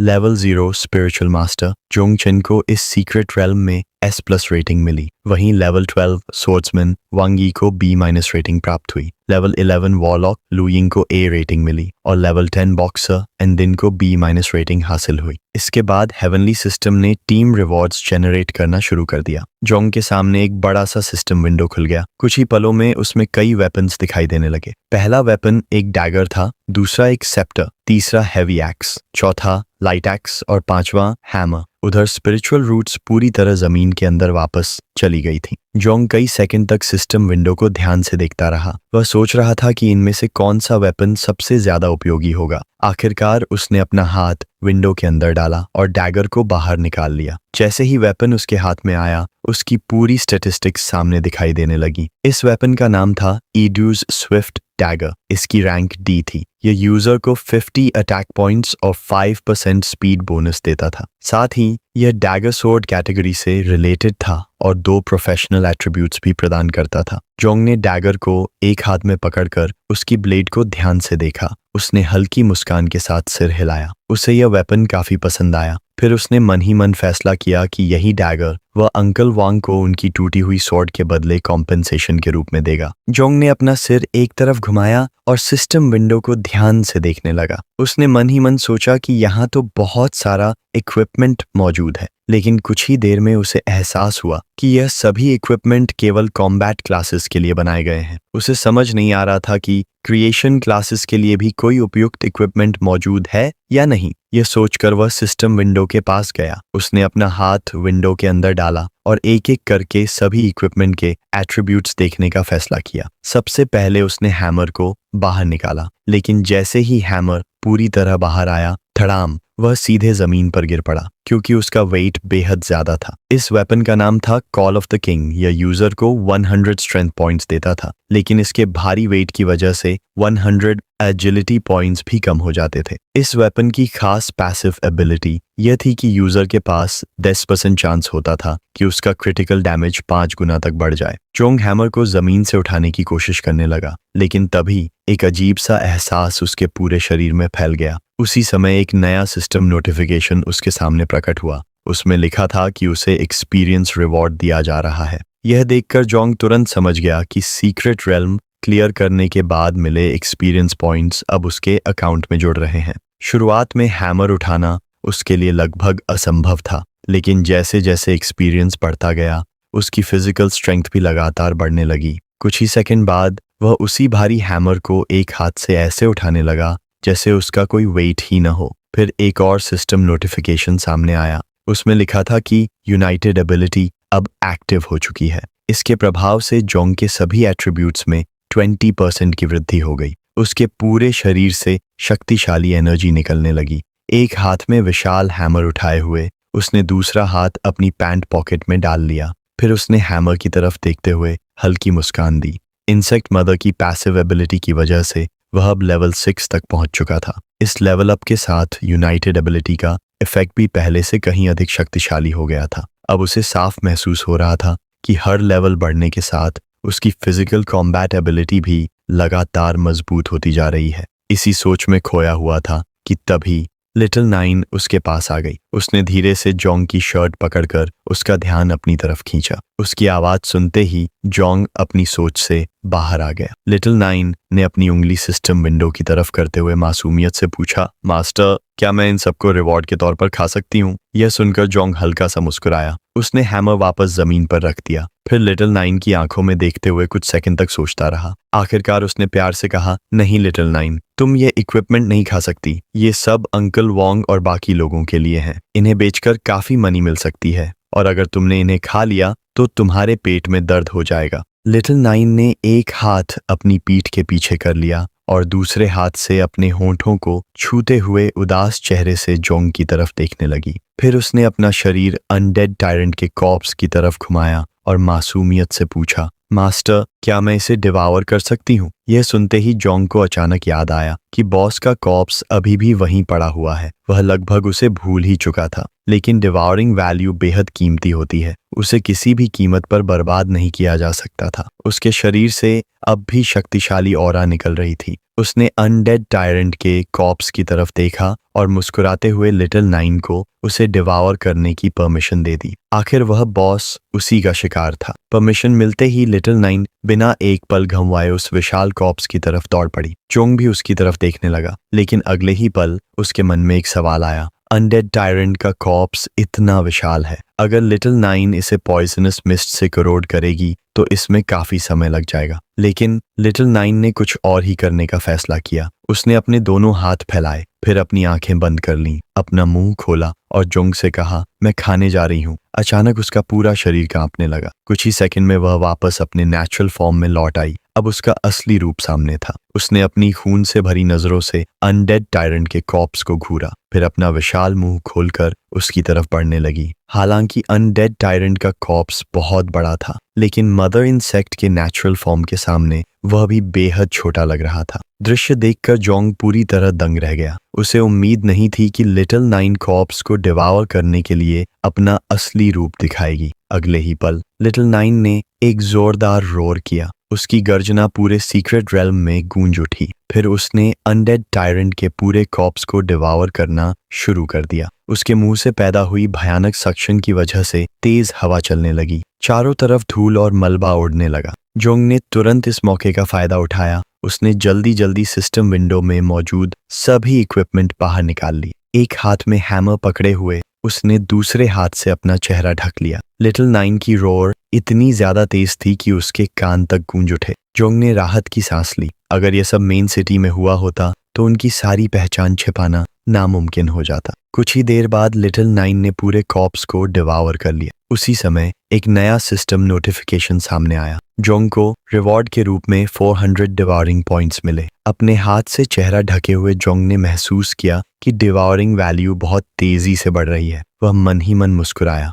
जैसा उसने सोचा था। मॉन्स्टर्स का मीट सामान्य मॉन्स्टर्स से कहीं ज्यादा वैल्यू देता है। उसे अब समझ आ गया था कि अगर उन्हें डिवावरिंग वैल्यू जल्दी बढ़ानी है तो आगे चलकर उन्हें ज्यादा से ज्यादा बॉस टाइप मॉन्स्टर्स का शिकार करना होगा। इसी सोच में डूबा हुआ था कि तभी अचानक किसी के कदमों की आहट सुनाई दी। ऐसा लग रहा था कि कोई उनकी तरफ तेजी से आ रहा है। जोंग ने तुरंत अपना सिर घुमाया। उसकी आंखें सतर्क हो गईं, क्योंकि उसे नहीं पता था कि आने वाला दोस्त है या एक नया दुश्मन। उसने तुरंत पीछे मुड़कर देखा। उसने अपने दांत भींच लिए। उसे समझ आ गया था कि लिटिल नाइन की जोरदार रोर सुनकर अंकल वोंग और बाकी लोग यहाँ आ रहे हैं। जोंग ने तुरंत सिस्टम की तरफ देखा। इस समय उसका डिवावरिंग वैल्यू बढ़कर 8876 पॉइंट्स हो चुका था। वह बस थोड़ा सा और बाकी था। अगर थोड़ा और डिवावरिंग वैल्यू मिल जाता तो मीटर पूरी तरह भर जाता। जोंग तुरंत लिटिल नाइन के पास गया और उससे कहा कि वह जल्दी से अपने दूसरे फॉर्म में वापस आ जाए। यह सुनते ही लिटिल नाइन मुस्कुराई और बोली, अंडरस्टूड मास्टर। कुछ ही सेकंड में वह फिर से अपने छोटे फॉर्म में लौट आई। जोंग ने मन ही मन अफसोस किया। डिवाउरिंग वैल्यू पूरी होने से बस थोड़ा सा ही रह गया था। तभी अंकल वांग और बाकी लोग वहां पहुंच गए। जैसे ही उनकी नजर जमीन पर पड़े, इक्विपमेंट पर पड़ी, उन्हें तुरंत समझ आ गया कि जोंग ने सचमुच सीक्रेट रेल्म का बॉस अकेले हरा दिया है। जोंग ने बिना कुछ छिपाए अंकल वांग से कहा कि लड़ाई के दौरान उनकी स्वॉर्ड टूट गई थी, लेकिन उसकी भरपाई के लिए उसने उन्हें एड्यूस स्विफ्ट डैगर दे दिया। अंकल वांग ने बिना झिझक डैगर अपने हाथ में ले लिया। जब उन्होंने उसके एट्रीब्यूट्स देखे तो वे हैरान रह गए। यह एक रेयर आइटम था। उन्होंने मुस्कुराते हुए जोंग से कहा कि अब वह स्वॉर्ड टूटने की बात को लेकर उससे कोई शिकायत नहीं करेंगे। इसी बीच जियोजाई भी जोंग के पास आई। उसने अपने हाथ में पकड़ा हुआ नेकलेस दिखाते हुए बताया कि यह भी एक रेयर आइटम है। अगर इसे बेचा जाए तो इसके बदले काफी मनी मिल सकती है। फिर उसने उत्सुक होकर जोंग से पूछा, आखिर तुमने बॉस को अकेले कैसे हरा दिया? जोंग ने हल्की मुस्कान के साथ अपना हाथ सिर के पीछे रखा और जवाब दिया, लगता है मेरा पॉइजन ऐसे मॉन्स्टर्स के खिलाफ काफी ज्यादा असर करता है। इतना कहने के बाद उसका चेहरा फिर से गंभीर हो गया। उसने नीचे जमीन की तरफ देखा। सीक्रेट रेल्म पूरी तरह क्लियर हो चुका था, लेकिन वह जानता था कि एक बार सीक्रेट रेल्म क्लियर हो जाने के बाद वह दोबारा रिफ्रेश नहीं होगा। अगर उसे फिर से डिवाउरिंग वैल्यू बढ़ानी है तो उसे किसी नए बॉस मॉन्स्टर का शिकार करना पड़ेगा, और उसके लिए अब उसके पास केवल एक ही रास्ता बचा था, डेजर्ट। उसी समय अंकल वांग ने जोंग की तरफ देखते हुए कहा, सच में अफसोस की बात है कि तुम रिसर्च डिपार्टमेंट में जा रहे हो। तुम अभी तक लेवल 1 भी नहीं पहुंचे हो, फिर भी अकेले बॉस मॉन्स्टर को हरा दिया। अगर भविष्य में तुम्हारा लेवल और बढ़ गया तो तुम कितने शक्तिशाली बनोगे, इसकी कल्पना भी नहीं की जा सकती। इतना कहने के बाद उन्होंने जोंग से पूछा, अब तुम्हारा अगला प्लान क्या है? जोंग ने उनकी तरफ देखा और हल्की मुस्कान के साथ कहा, मैंने पहले आपको इसलिए नहीं बताया क्योंकि मैं आपको बेवजह परेशान नहीं करना चाहता था, लेकिन सच ये है कि मैं नाइट्स वॉच ज्वाइन करने की तैयारी कर रहा हूँ। यह सुनते ही अंकल वांग पूरी तरह हैरान रह गए। उन्होंने तुरंत पूछा, क्या तुम सच में नाइट्स वॉच ज्वाइन करना चाहते हो? जोंग ने अपना हाथ सिर पर रखा और आत्मविश्वास से जवाब दिया, हाँ। फिर उसने सबकी तरफ देखते हुए बताया कि अब वह सीधे नाइट्स वॉच के हेडक्वार्टर्स जाने वाला है, क्योंकि उसकी असली यात्रा अब शुरू होने वाली थी। लेकिन वहां जाने से पहले उसका एक और लक्ष्य था। वह अपने लेवल को जितना हो सके उतना बढ़ाना चाहता था। इसी वजह से उसने जल्द से जल्द विल्डरनेस जाने का फैसला किया, ताकि लगातार मॉन्स्टर्स का शिकार करके अपनी स्ट्रेंथ बढ़ा सके। यह सुनते ही अंकल वांग का चेहरा बदल गया। वहीं जाई ने हैरानी से अपना हाथ मुंह पर रख लिया। उसे यकीन ही नहीं हो रहा था कि जोंग इतनी खतरनाक जगह पर जाने वाला है। जाई तुरंत उसके पास आई। उसने जोंग का हाथ पकड़ा और उसकी आंखों में देखते हुए गंभीर आवाज में कहा, विल्डरनेस बेहद खतरनाक जगह है। लेकिन इससे पहले कि वह अपनी बात पूरी कर पाती, जोंग ने उसे बीच में ही रोक दिया। उसने अपनी मुट्ठी कसकर बंद कर ली। अगले ही पल लिटिल नाइन की पॉइजनस मिस्ट उसकी हथेली से निकलने लगी। उसने शांत लेकिन आत्मविश्वास भरी आवाज में कहा, मेरी चिंता मत करो, मुझे अच्छी तरह पता है कि मुझे क्या करना है। अगर किसी की चिंता करनी है तो उन मॉन्स्टर्स की करो जो मेरे सामने आने वाले हैं। यह सुनकर वहां मौजूद सभी लोग चुप हो गए। उसी दिन कुछ घंटों बाद जोंग ट्रेन में बैठकर सिटी के आउटस्कर्ट्स तक पहुंच गया। ट्रेन रुकते ही कंडक्टर ने घोषणा की, जो लोग विल्डरनेस जा रहे हैं वे यहीं उतर जाएं। जोंग बिना कुछ कहे ट्रेन से नीचे उतर गया। उसने अपनी पहचान छिपाने के लिए एक क्लोक पहन रखा था, ताकि कोई उसे पहचान न सके। वह कुछ देर तक सामने की तरफ देखता हुआ चुपचाप खड़ा रहा। उसके सामने एक विशाल ब्रिज था, जिस पर बड़ी संख्या में अवेकनर्स विल्डरनेस की तरफ जा रहे थे। सिस्टम अवेकन होने के बाद जोंग की एपेटाइट पहले से काफी बढ़ चुकी थी, लेकिन उससे भी ज्यादा हैरानी की बात यह थी कि सिर्फ खाना खाने से भी उसका डिवाउरिंग वैल्यू थोड़ा थोड़ा बढ़ रहा था। उसने अपने बैग से ब्रेड का एक लोफ निकाला। जैसे ही उसने उसे खाना शुरू किया, उसका डिवाउरिंग वैल्यू 2 पॉइंट्स बढ़ गया। उसी समय लिटिल नाइन भी उसके सामने आ गई। उसने अपना हाथ मुंह के पास रखते हुए ब्रेड की तरफ नापसंदगी भरी नजरों से देखा और बोली, मास्टर, आपका खाना बिल्कुल भी टेस्टी नहीं है। ये सुनकर जोंग हल्का सा मुस्कुरा दिया। उसने सोचा कि विल्डरनेस पहुंचने के बाद लिटिल नाइन के लिए कुछ अच्छा खाने का इंतजाम करेगा। फिर उसने अपना हाथ आगे बढ़ाया। अगले ही पल उसके सामने एक मैप प्रकट हो गया। वह और लिटिल नाइन दोनों मिलकर उस मैप को ध्यान से देखने लगे। जोंग को बिल्कुल उम्मीद नहीं थी कि अंकल वांग उसे इतना सारा इक्विपमेंट दे देंगे। उन्होंने सिर्फ मैप ही नहीं बल्कि एक बेहद कीमती स्टोरेज रिंग भी उसे दे दी थी। डेजर्ट जाने से पहले ये सभी चीजें उसके लिए किसी खजाने से कम नहीं थीं। जोंग धीरे धीरे ब्रिज पार करने लगा। चलते हुए उसे अंकल वांग की कही हुई बातें याद आने लगीं। उन्होंने बताया था कि विल्डरनेस पर हेवनली वे का गहरा प्रभाव है। वहां पहुंचते ही लगभग सभी इलेक्ट्रॉनिक डिवाइसेस काम करना बंद कर देते हैं। पूरा इलाका किसी एपोकलिप्स की तरह दिखाई देता है, जहां मॉन्स्टर्स लगातार अपने नेस्ट्स बदलते रहते हैं। इसी वजह से वहां इस्तेमाल होने वाले मैप्स भी बहुत कम समय तक ही सही जानकारी दे पाते हैं।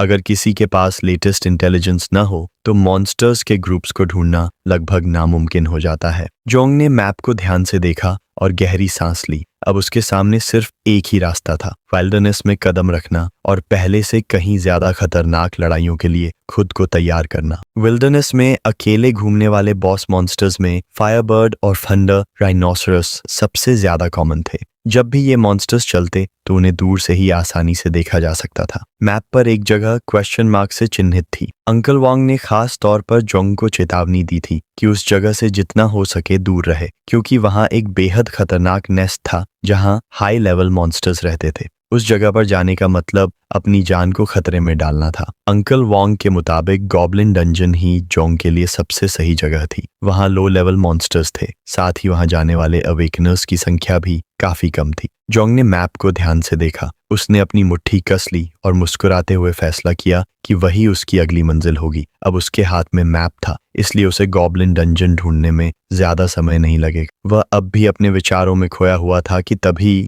अचानक किसी ने ऊंची आवाज में उसे रुकने के लिए कहा। यह सुनते ही जोंग सतर्क हो गया। उसने तुरंत पीछे मुड़कर देखा। एक क्लोक पहने आदमी उसके बिल्कुल पीछे खड़ा था। उस आदमी ने जोंग के कंधे पर हाथ रख दिया। फिर वह गुस्से से उसे घूरते हुए बोला, मैं कब से तुम्हें आवाज दे रहा हूं, तुमने अनसुना क्यों किया? मुझे तुमसे बस एक बात पूछनी थी। उसने जोंग से पूछा, क्या तुमने यहाँ आसपास गोल्डन हेयर वाली किसी लड़की को देखा है? जोंग ने उसकी तरफ देखा। उसकी आंखों में मर्डरस इंटेंट साफ दिखाई दे रही थी। उसने ठंडे स्वर में जवाब दिया, नहीं, और अपनी जुबान संभाल कर बात करो। इतना कहते ही लिटिल नाइन की पॉइजनस मिस्ट धीरे धीरे जोंग के कंधे से निकलकर उस आदमी के हाथ से चिपक गई। आदमी ने तुरंत घबराकर अपना हाथ पीछे खींच लिया। वह हैरानी से अपनी हथेली को देखने लगा। उसने अपने दांत भींच लिए और मन ही मन सोचने लगा, क्या यह पॉइजन है? लेकिन यह कैसे हो सकता है? सामने खड़ा लड़का तो अभी लेवल 10 तक भी नहीं पहुंचा, फिर भी वह उसे नुकसान नहीं पहुंचा सकता था, क्योंकि वह खुद लेवल 27 मेन डिफेंस वॉरियर था।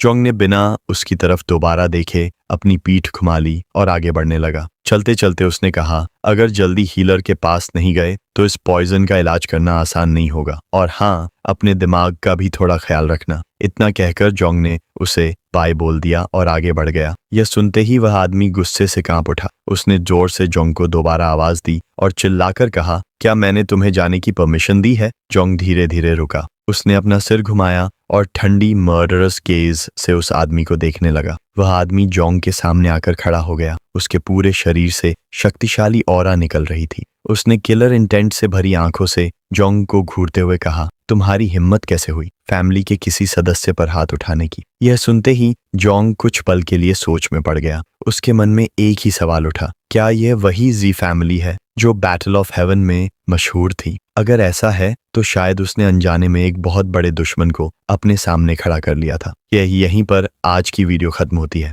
अगर आप लोग नेक्स्ट पार्ट देखना चाहते हैं तो वीडियो को लाइक जरूर करें। अगर अभी तक चैनल को सब्सक्राइब नहीं किया है तो जल्दी से सब्सक्राइब कर लीजिए, ताकि आने वाले सभी पार्ट्स सबसे पहले आप तक पहुंचे। उस आदमी की बात सुनते ही जोंग ने उसकी आंखों में गहराई से देखा और अगले ही पल उसे समझ आ गया कि अब क्या होने वाला है। उसका शक बिल्कुल सही निकला। वह आदमी पूरी ताकत के साथ जोंग पर हमला करने के लिए झपटा, लेकिन बदकिस्मती से जोंग पहले ही उसकी चाल भांप चुका था। उसने तुरंत रफ्तार पकड़ी और एक लंबी छलांग लगाकर साइड में हट गया। आदमी का मुक्का सीधे जमीन पर जा लगा और जोरदार धमाके के साथ जमीन के टुकड़े टुकड़े हो गए। हवा में छलांग लगाते हुए जोंग ने अपना हाथ चेहरे के सामने किया और गुस्से भरी नजरों से उस आदमी को घूरने लगा। उसे समझ नहीं आ रहा था कि आखिर जेई फैमिली ने इस आदमी में ऐसा क्या देख लिया था, लेकिन उसकी हरकतें देखकर जोंग को एहसास हो गया कि यह आदमी बिल्कुल सामान्य नहीं था। वह गुस्से से पागल हो चुका था। उसने दांत भींच लिए और आंखों में जानलेवा इरादा लेकर तेज रफ्तार से जोंग की तरफ दौड़ पड़ा। जोंग ने अपनी तलवार म्यान से बाहर निकाली और मन ही मन उसकी स्पीड की तारीफ किए बिना नहीं रह सका। जब उसे लगा कि अब बात बहुत आगे बढ़ चुकी है तो उसने अपना हुड उतार दिया और अपना हाथ एक तरफ बढ़ा दिया। अगले ही पल लिटिल नाइन का जहरीला धुआं चारों तरफ फैलने लगा। जोंग ने ठंडी नजरों से उस आदमी को देखा और लिटिल नाइन से कहा कि अब खुद को रोकने की कोई जरूरत नहीं है। यह सुनते ही लिटिल नाइन उस जहरीले धुएं के बीच प्रकट हुई। उसकी आंखों में भी खून उतर आया था। उसने उस आदमी को घूरते हुए सिर्फ इतना कहा, समझ गई? जहरीला धुआं देखकर वह आदमी और भी ज्यादा भड़क गया। वह जोर जोर से चिल्लाने लगा और बोला, क्या तुम्हें सच में लगता है कि तुम मुझे फिर से यही पुरानी चाल दिखाकर डरा दोगे? जोंगजू जैसे ही इस कमीने को सबक सिखाने वाला था तभी अचानक एक और व्यक्ति वहां आ पहुंचा। उसने उस आदमी को जांग ताई कहकर पुकारा और याद दिलाया कि उन्हें एक बार फिर चुपचाप और सावधानी से काम करना था। उस आवाज को सुनते ही जांग ताई के चेहरे का रंग पूरी तरह बदल गया। उसने दांत भींच लिए और धीरे धीरे पीछे मुड़ा। उसके चेहरे पर साफ डर दिखाई दे रहा था। जोंग वहीं खड़ा चुपचाप यह सब देख रहा था और सोचने लगा कि आखिर यहाँ चल क्या रहा है। जांग ताई के पीछे एक नीले बालों वाला आदमी दिखाई दिया जिसने हुड पहन रखा था। वह बेहद गुस्से में था। उसने जानलेवा नजरों से जांग ताई को घूरते हुए पूछा, जब मैंने तुम्हें किसी को ढूंढने भेजा था तो तुम यहाँ क्या कर रहे हो? यह सुनते ही जांग ताई के होश उड़ गए। उसका पूरा शरीर कांपने लगा। उसने दांत भींचे और डरते हुए सफाई देने की कोशिश की, लेकिन वह एक शब्द भी बोल पाता उससे पहले ही वह नीले बालों वाला आदमी उसे बीच में रोक देता है। वह हल्का सा मुड़ता है, अपना सिर उसकी तरफ घुमाता है और बेहद निराश भरी नजरों से उसे देखने लगता है। उसने उसे तिरस्कार भरी नजरों से देखा और उसे सिर्फ एक ट्रैश कहा जो हमेशा प्रॉब्लम्स ही पैदा करता है। ये सुनते ही बेचारा जांग ताई डर से पूरी तरह कांपने लगा। वह कुछ बोल भी नहीं पाया था कि तभी उस आदमी ने उसकी ठोड़ी के नीचे एक जोरदार पंच मार दिया। अगले ही पल उसके नाक से खून बहने लगा। वह आदमी जी फैमिली का सदस्य था। उसके शरीर से बेहद पावरफुल एनर्जी निकल रही थी। उसने अपना सिर जांग ताई की तरफ घुमाया और मर्डरस लुक के साथ उसे दोबारा याद दिलाया कि वह जी फैमिली का सिर्फ एक डॉग है और उसे जियो फैमिली का नाम इस्तेमाल करने का कोई हक नहीं है। यह सुनते ही जांग ताई तुरंत घुटनों के बल जमीन पर बैठ गया, अपना सिर झुका लिया और माफी मांगते हुए बोला कि वह भविष्य में यह गलती दोबारा नहीं करेगा। अब जब लड़ाई होने वाली नहीं थी, जांग ने अपना हुड दोबारा पहन लिया, उनकी तरफ देखा और चुपचाप उन्हें ऑब्जर्व करने लगा। हैरानी की बात यह थी कि उसे उस आदमी की प्रेजेंस का बिल्कुल भी एहसास नहीं हुआ था। तभी उसे समझ आ गया कि यह इंसान पिछले वॉरियर से भी कहीं ज्यादा खतरनाक है। उधर जांग ताई जैसे ही उठकर खड़ा हुआ, वह आदमी जांग के पास आया और माफी मांगते हुए बोला कि उसका डॉग अक्सर लोगों पर भौंकने और हमला करने की आदत रखता है। अगर कोई नुकसान हुआ हो तो वह उसकी भरपाई करने के लिए तैयार है। जांग ने शांत आवाज में कहा कि इसकी कोई जरूरत नहीं है। यह सुनकर वह आदमी मुस्कुराते हुए उसके थोड़ा और करीब आया। उसके शरीर से अब भी पावरफुल एनर्जी निकल रही थी। उसने सीधे जांग की आंखों में देखते हुए पूछा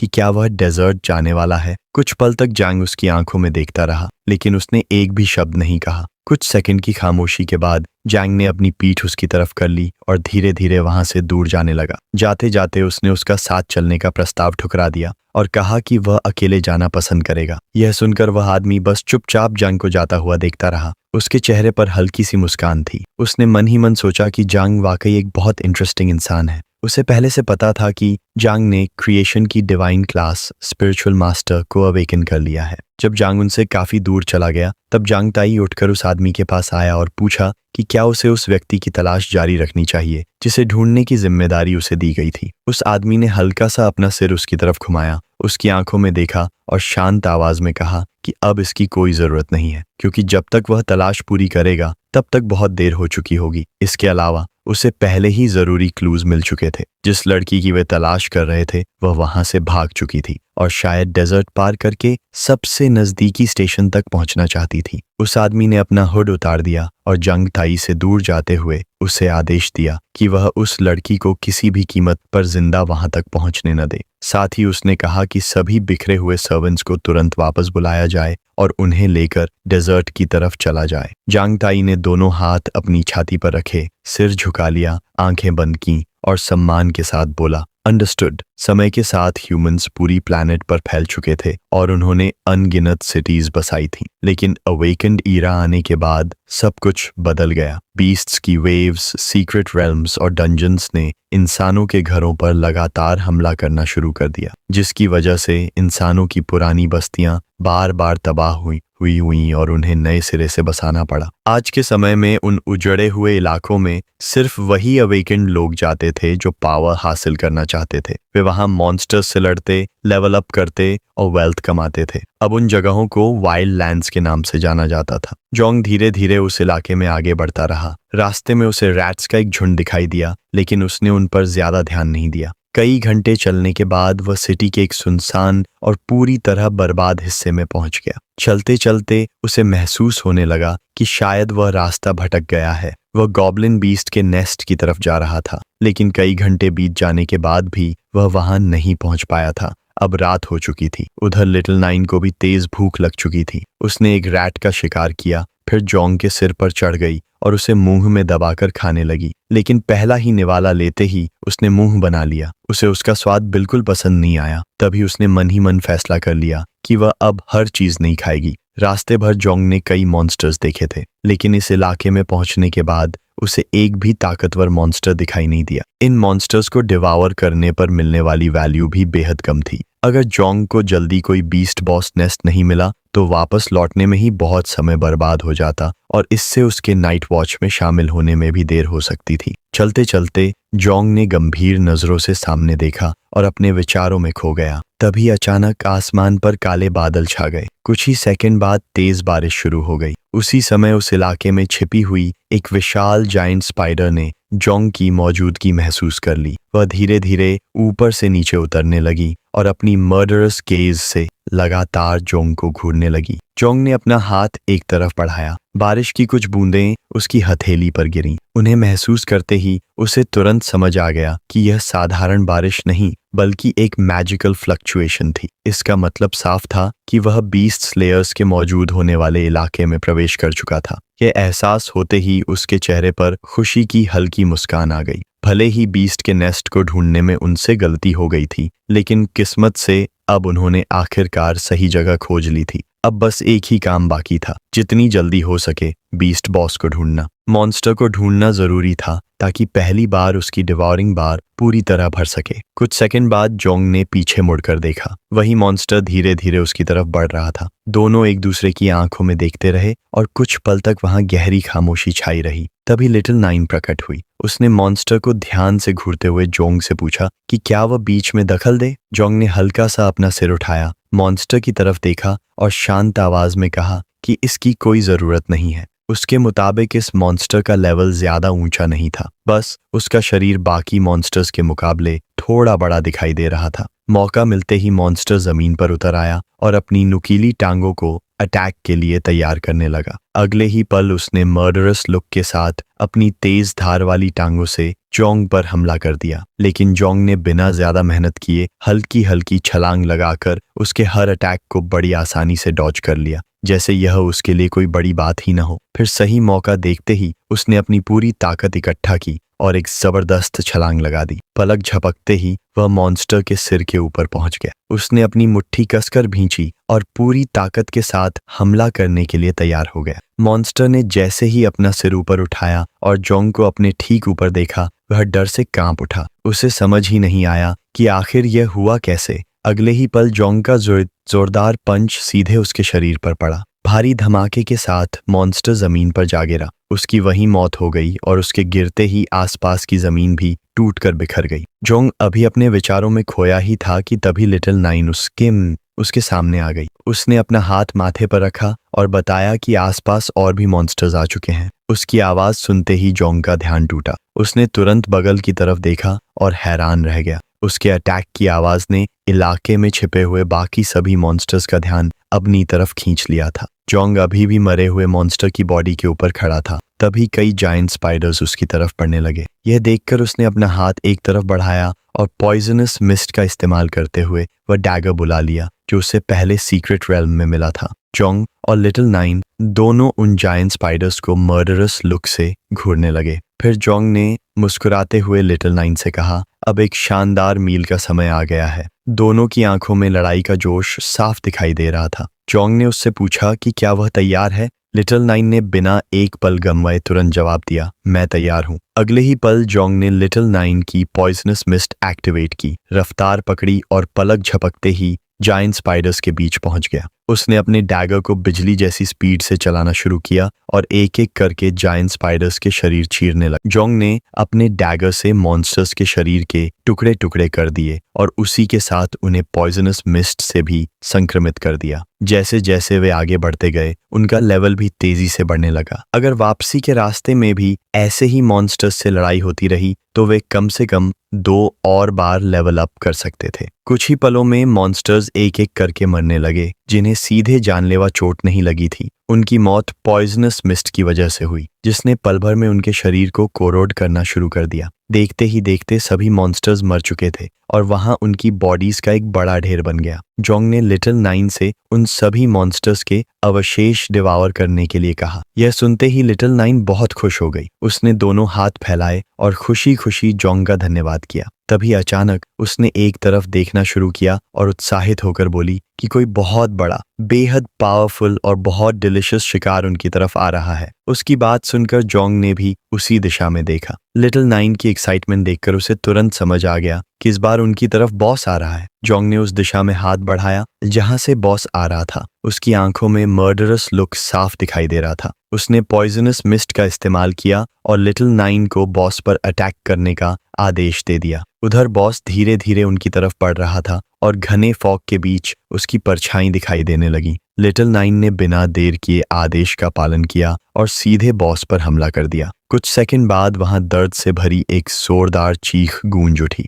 लेकिन जैसे ही जोंग ने वह आवाज सुनी वह अचानक चौंक गया, क्योंकि वह आवाज किसी मॉन्स्टर की नहीं बल्कि एक वुमन की थी। जोंग ने तुरंत उसकी तरफ देखा और पूरी तरह कंफ्यूज्ड हो गया। असल में लिटिल नाइन से बहुत बड़ी गलती हो गई थी। जो उनकी तरफ आ रहा था वह बॉस नहीं बल्कि एक वुमन थी। जोंग के अटैक की वजह से उस वुमन के कपड़ों का एक हिस्सा फट गया और कुछ ही सेकंड में वह पीछे की तरफ गिरकर बेहोश हो गई। जोंग वहीं खड़ा उसे ध्यान से देखता रहा और मन ही मन सोचने लगा कि आखिर यह कैसी मैजिकल क्रीचर है। कुछ ही सेकंड बाद उस लड़की को होश आ गया। उसने धीरे धीरे अपनी आंखें खोली। आसमान की तरफ हैरानी से देखते हुए वह सोचने लगी कि आखिर वह कहाँ है और उसके साथ क्या हुआ है। वह एक हाथ के सहारे उठकर बैठी और दूसरे हाथ को अपने सिर पर रख लिया। जैसे जैसे उसकी चेतना पूरी तरह लौटने लगी वह अपने आसपास की जगह को ध्यान से देखने लगी। उसे याद ही नहीं था कि वह यहाँ कैसे पहुंची। सिर पर हाथ रखे हुए वह पूरी कोशिश कर रही थी कि आखिर उसके साथ क्या हुआ था।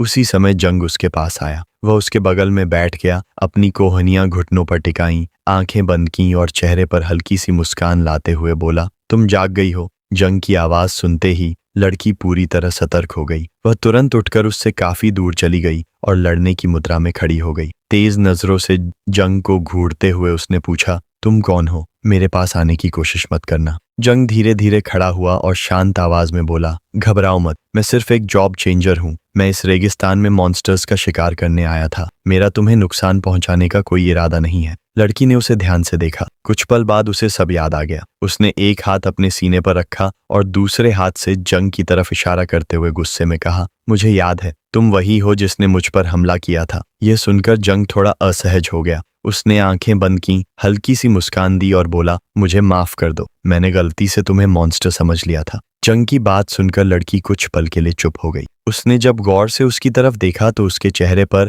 हल्की सी लाली आ गई। उसने शर्माते हुए अपना चेहरा दूसरी तरफ घुमा लिया और बोली, कोई भी इतनी खूबसूरत लड़की को मॉन्स्टर कैसे समझ सकता है? तुम तो बहुत घमंडी हो। अचानक उसके चेहरे का रंग बदल गया और वह घबरा उठी। उसने तेजी से अपने सिर, नाक और कान को छूकर देखना शुरू किया कि सब कुछ अपनी जगह पर है या नहीं। जंग बिना कुछ बोले बस उसे देखता रहा। उसने उस पर हमला करते समय अपनी पूरी ताकत का इस्तेमाल किया था, लेकिन अब उसे देखकर ऐसा लग ही नहीं रहा था कि उसके साथ कुछ हुआ हो। वह बिल्कुल ठीक थी, जैसे उसे कोई चोट लगी ही न हो। यह देखकर जंग के मन में एक ही सवाल घूमने लगा, आखिर यह लड़की है कौन? मेरी पूरी ताकत वाला हमला सहने के बाद भी इसे एक खरोंच तक कैसे नहीं आई। कुछ सेकंड बाद जब लड़की ने अच्छी तरह जांच लिया कि उसे कहीं कोई चोट नहीं लगी है, तब जाकर उसने राहत की सांस ली और आखिरकार शांत हो गई। इसके बाद उस लड़की ने अपना हाथ बगल की तरफ बढ़ाया। उसकी उंगली में पहनी हुई सुनहरी रिंग अचानक चमकने लगी और उसमें से हरे रंग की एनर्जी निकलने लगी। वह रिंग किसी खास तरह की क्लॉक जैसी थी जिसने उसके सामने टाइम प्रोजेक्ट करना शुरू कर दिया। टाइम देखते ही उसके चेहरे का रंग बदल गया। उसे एहसास हुआ कि वह पहले ही बहुत ज्यादा समय बर्बाद कर चुकी है। उसने तुरंत जंग की तरफ पीठ कर ली और तेजी से वहां से निकलने का फैसला किया। उसके मन में सिर्फ एक ही बात चल रही थी, मुझे यहाँ से जल्दी निकलना होगा, इससे पहले कि वे लोग मुझे पकड़ लें। उधर जंग बिना कुछ बोले उसे जाते हुए देखता रहा। उसकी नजरें लगातार उसी पर टिकी थीं। उसके मन में कई सवाल उठने लगे। आखिर यह भाग क्यों रही है? इसके पीछे कौन लोग पड़े हुए हैं? लड़की कुछ दूर तक चली, लेकिन अचानक उसके कदम वहीं रुक गए। उसने अपना हाथ मुंह पर रख लिया और घबराहट में अपने नाखून चबाने लगी। जंग ने तुरंत समझ लिया कि कुछ न कुछ गड़बड़ जरूर है। वह उसके पास गया और शांत आवाज में बोला, क्या कोई प्रॉब्लम है? अब तक डर पूरी तरह उसके चेहरे पर साफ दिखाई देने लगा था। उसने हल्का सा सिर पीछे घुमाया, आंखें बंद की और जबरदस्ती मुस्कुराते हुए बोली,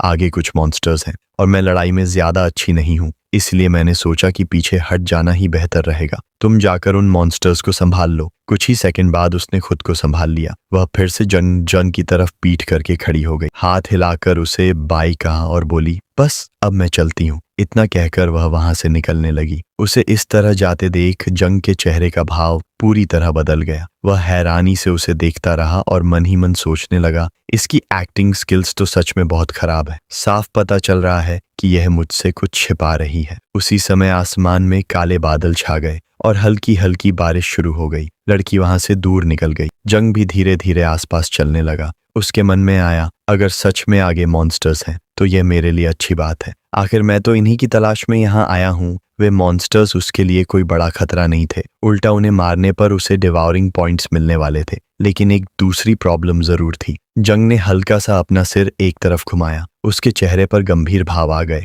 अदर जॉब चेंजर्स से निपटना आसान नहीं होगा। यह डेजर्ट हमेशा से कानून से दूर रहने वाली जगह रहा था। यहाँ बहुत से लोग दूसरों की हत्या करके उनका सामान लूटने का काम करते थे। कुछ देर सोचने के बाद जंग के मन में एक और ख्याल आया, क्या मुझे उस लड़की को पकड़कर फिर से उससे पूछताछ करनी चाहिए? शायद वह किसी बड़ी मुसीबत में फंसी हुई है। इसी सोच में डूबा हुआ जंग आगे बढ़ ही रहा था कि तभी लिटिल नाइन अचानक उसके सामने प्रकट हो गई। उसने अपनी उंगली सामने की तरफ इशारा करते हुए गंभीर आवाज में कहा, आगे की तरफ बहुत सारे मॉन्स्टर्स तेजी से हमारी ओर आ रहे हैं। यह सुनकर जंग डरने की बजाय मुस्कुरा दिया। उसने हल्का सा अपना सिर लिटिल नाइन की तरफ घुमाया और उसके चेहरे पर उत्साह साफ दिखाई देने लगा। उसकी आंखों में लड़ाई का जोश चमक उठा। आखिर इतने सारे मॉन्स्टर्स का मतलब था ज्यादा डिवाउरिंग पॉइंट्स और अपनी ताकत बढ़ाने का एक और शानदार मौका। लिटिल नाइन की बात सुनते ही कि सामने बहुत सारे मॉन्स्टर्स आ रहे हैं, जंग के चेहरे पर मुस्कान आ गई। वह उत्साह से बोला, यह तो बहुत बढ़िया है। लेकिन उसकी खुशी ज्यादा देर तक नहीं टिक सकी। जैसे ही उसने अपना सिर घुमाकर सामने देखा, वह एक पल के लिए पूरी तरह चौंक गया। उसके सामने सैकड़ों विशाल जायंट स्पाइडर्स खड़े थे,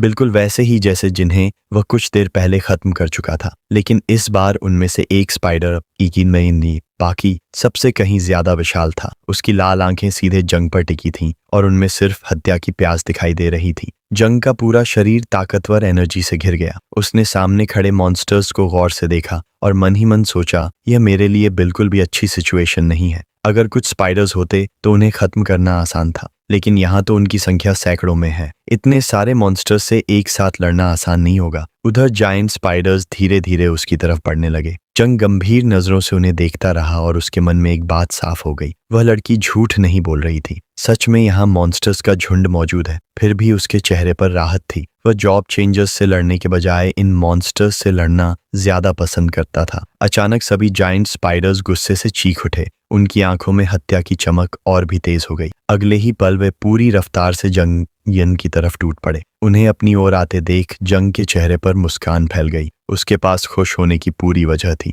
आखिर उसकी तरफ जितने ज्यादा मॉन्स्टर्स आ रहे थे, उतने ही ज्यादा डिवाउरिंग वैल्यू उसके हाथ लगने वाले थे। जंग ने तुरंत अपनी दोनों डैगर्स निकाल ली। उसके शरीर से दम घोंट देने वाली भयानक एनर्जी निकलने लगी। उसने सामने मौजूद मॉन्स्टर्स को घूरते हुए लिटिल नाइन को आदेश दिया, पॉइजनस मिस्ट एक्टिवेट करो। लिटिल नाइन ने बिना एक पल गंवाए जवाब दिया, अंडरस्टूड। अगले ही पल उसकी पॉइजनस मिस्ट जंग की डैगर्स से निकलकर चारों तरफ फैलने लगी। पलक झपकते ही जायंट स्पाइडर्स उसके बिल्कुल पास पहुंच गए। उन्होंने अपने विशाल जबड़े खोल लिए और उस पर हमला करने के लिए झपट पड़े, लेकिन जंग कई सेकंड तक बिल्कुल शांत खड़ा रहा। जैसे ही एक जायंट स्पाइडर उस पर टूट पड़ा, जंग बिजली जैसी स्पीड से अपनी जगह से गायब हो गया। उसने अपनी डैगर्स और लिटिल नाइन की पॉइजनस मिस्ट का इस्तेमाल करते हुए जबरदस्त रफ्तार से छलांग लगाई। अगले ही पल उसकी डैगर्स सीधे उस स्पाइडर के शरीर के आर पार निकल गईं। एक ही वार में उसका शरीर 2 हिस्सों में बंट गया और पॉइजनस मिस्ट उसके पूरे शरीर में फैल गई। जंग अभी भी हवा में था। उसने हल्का सा अपना सिर पीछे घुमाया और खूनी नजरों से बाकी मॉन्स्टर्स को घूरते हुए मन ही मन सोचा, यह कुछ अजीब है। मुझे समझ नहीं आ रहा कि ये मॉन्स्टर्स पहले के मुकाबले इतने ज्यादा तेज कैसे हो गए। लेकिन जैसे ही उसका ध्यान एक पल के लिए भटका, पीछे से एक और विशाल जायंट स्पाइडर ने पूरी ताकत के साथ छलांग लगाई और बिजली जैसी रफ्तार से उसकी तरफ हमला करने दौड़ पड़ा। उसकी तेज रफ्तार देखकर साफ था कि यह हमला पिछले सभी हमलों से कहीं ज्यादा खतरनाक होने वाला था।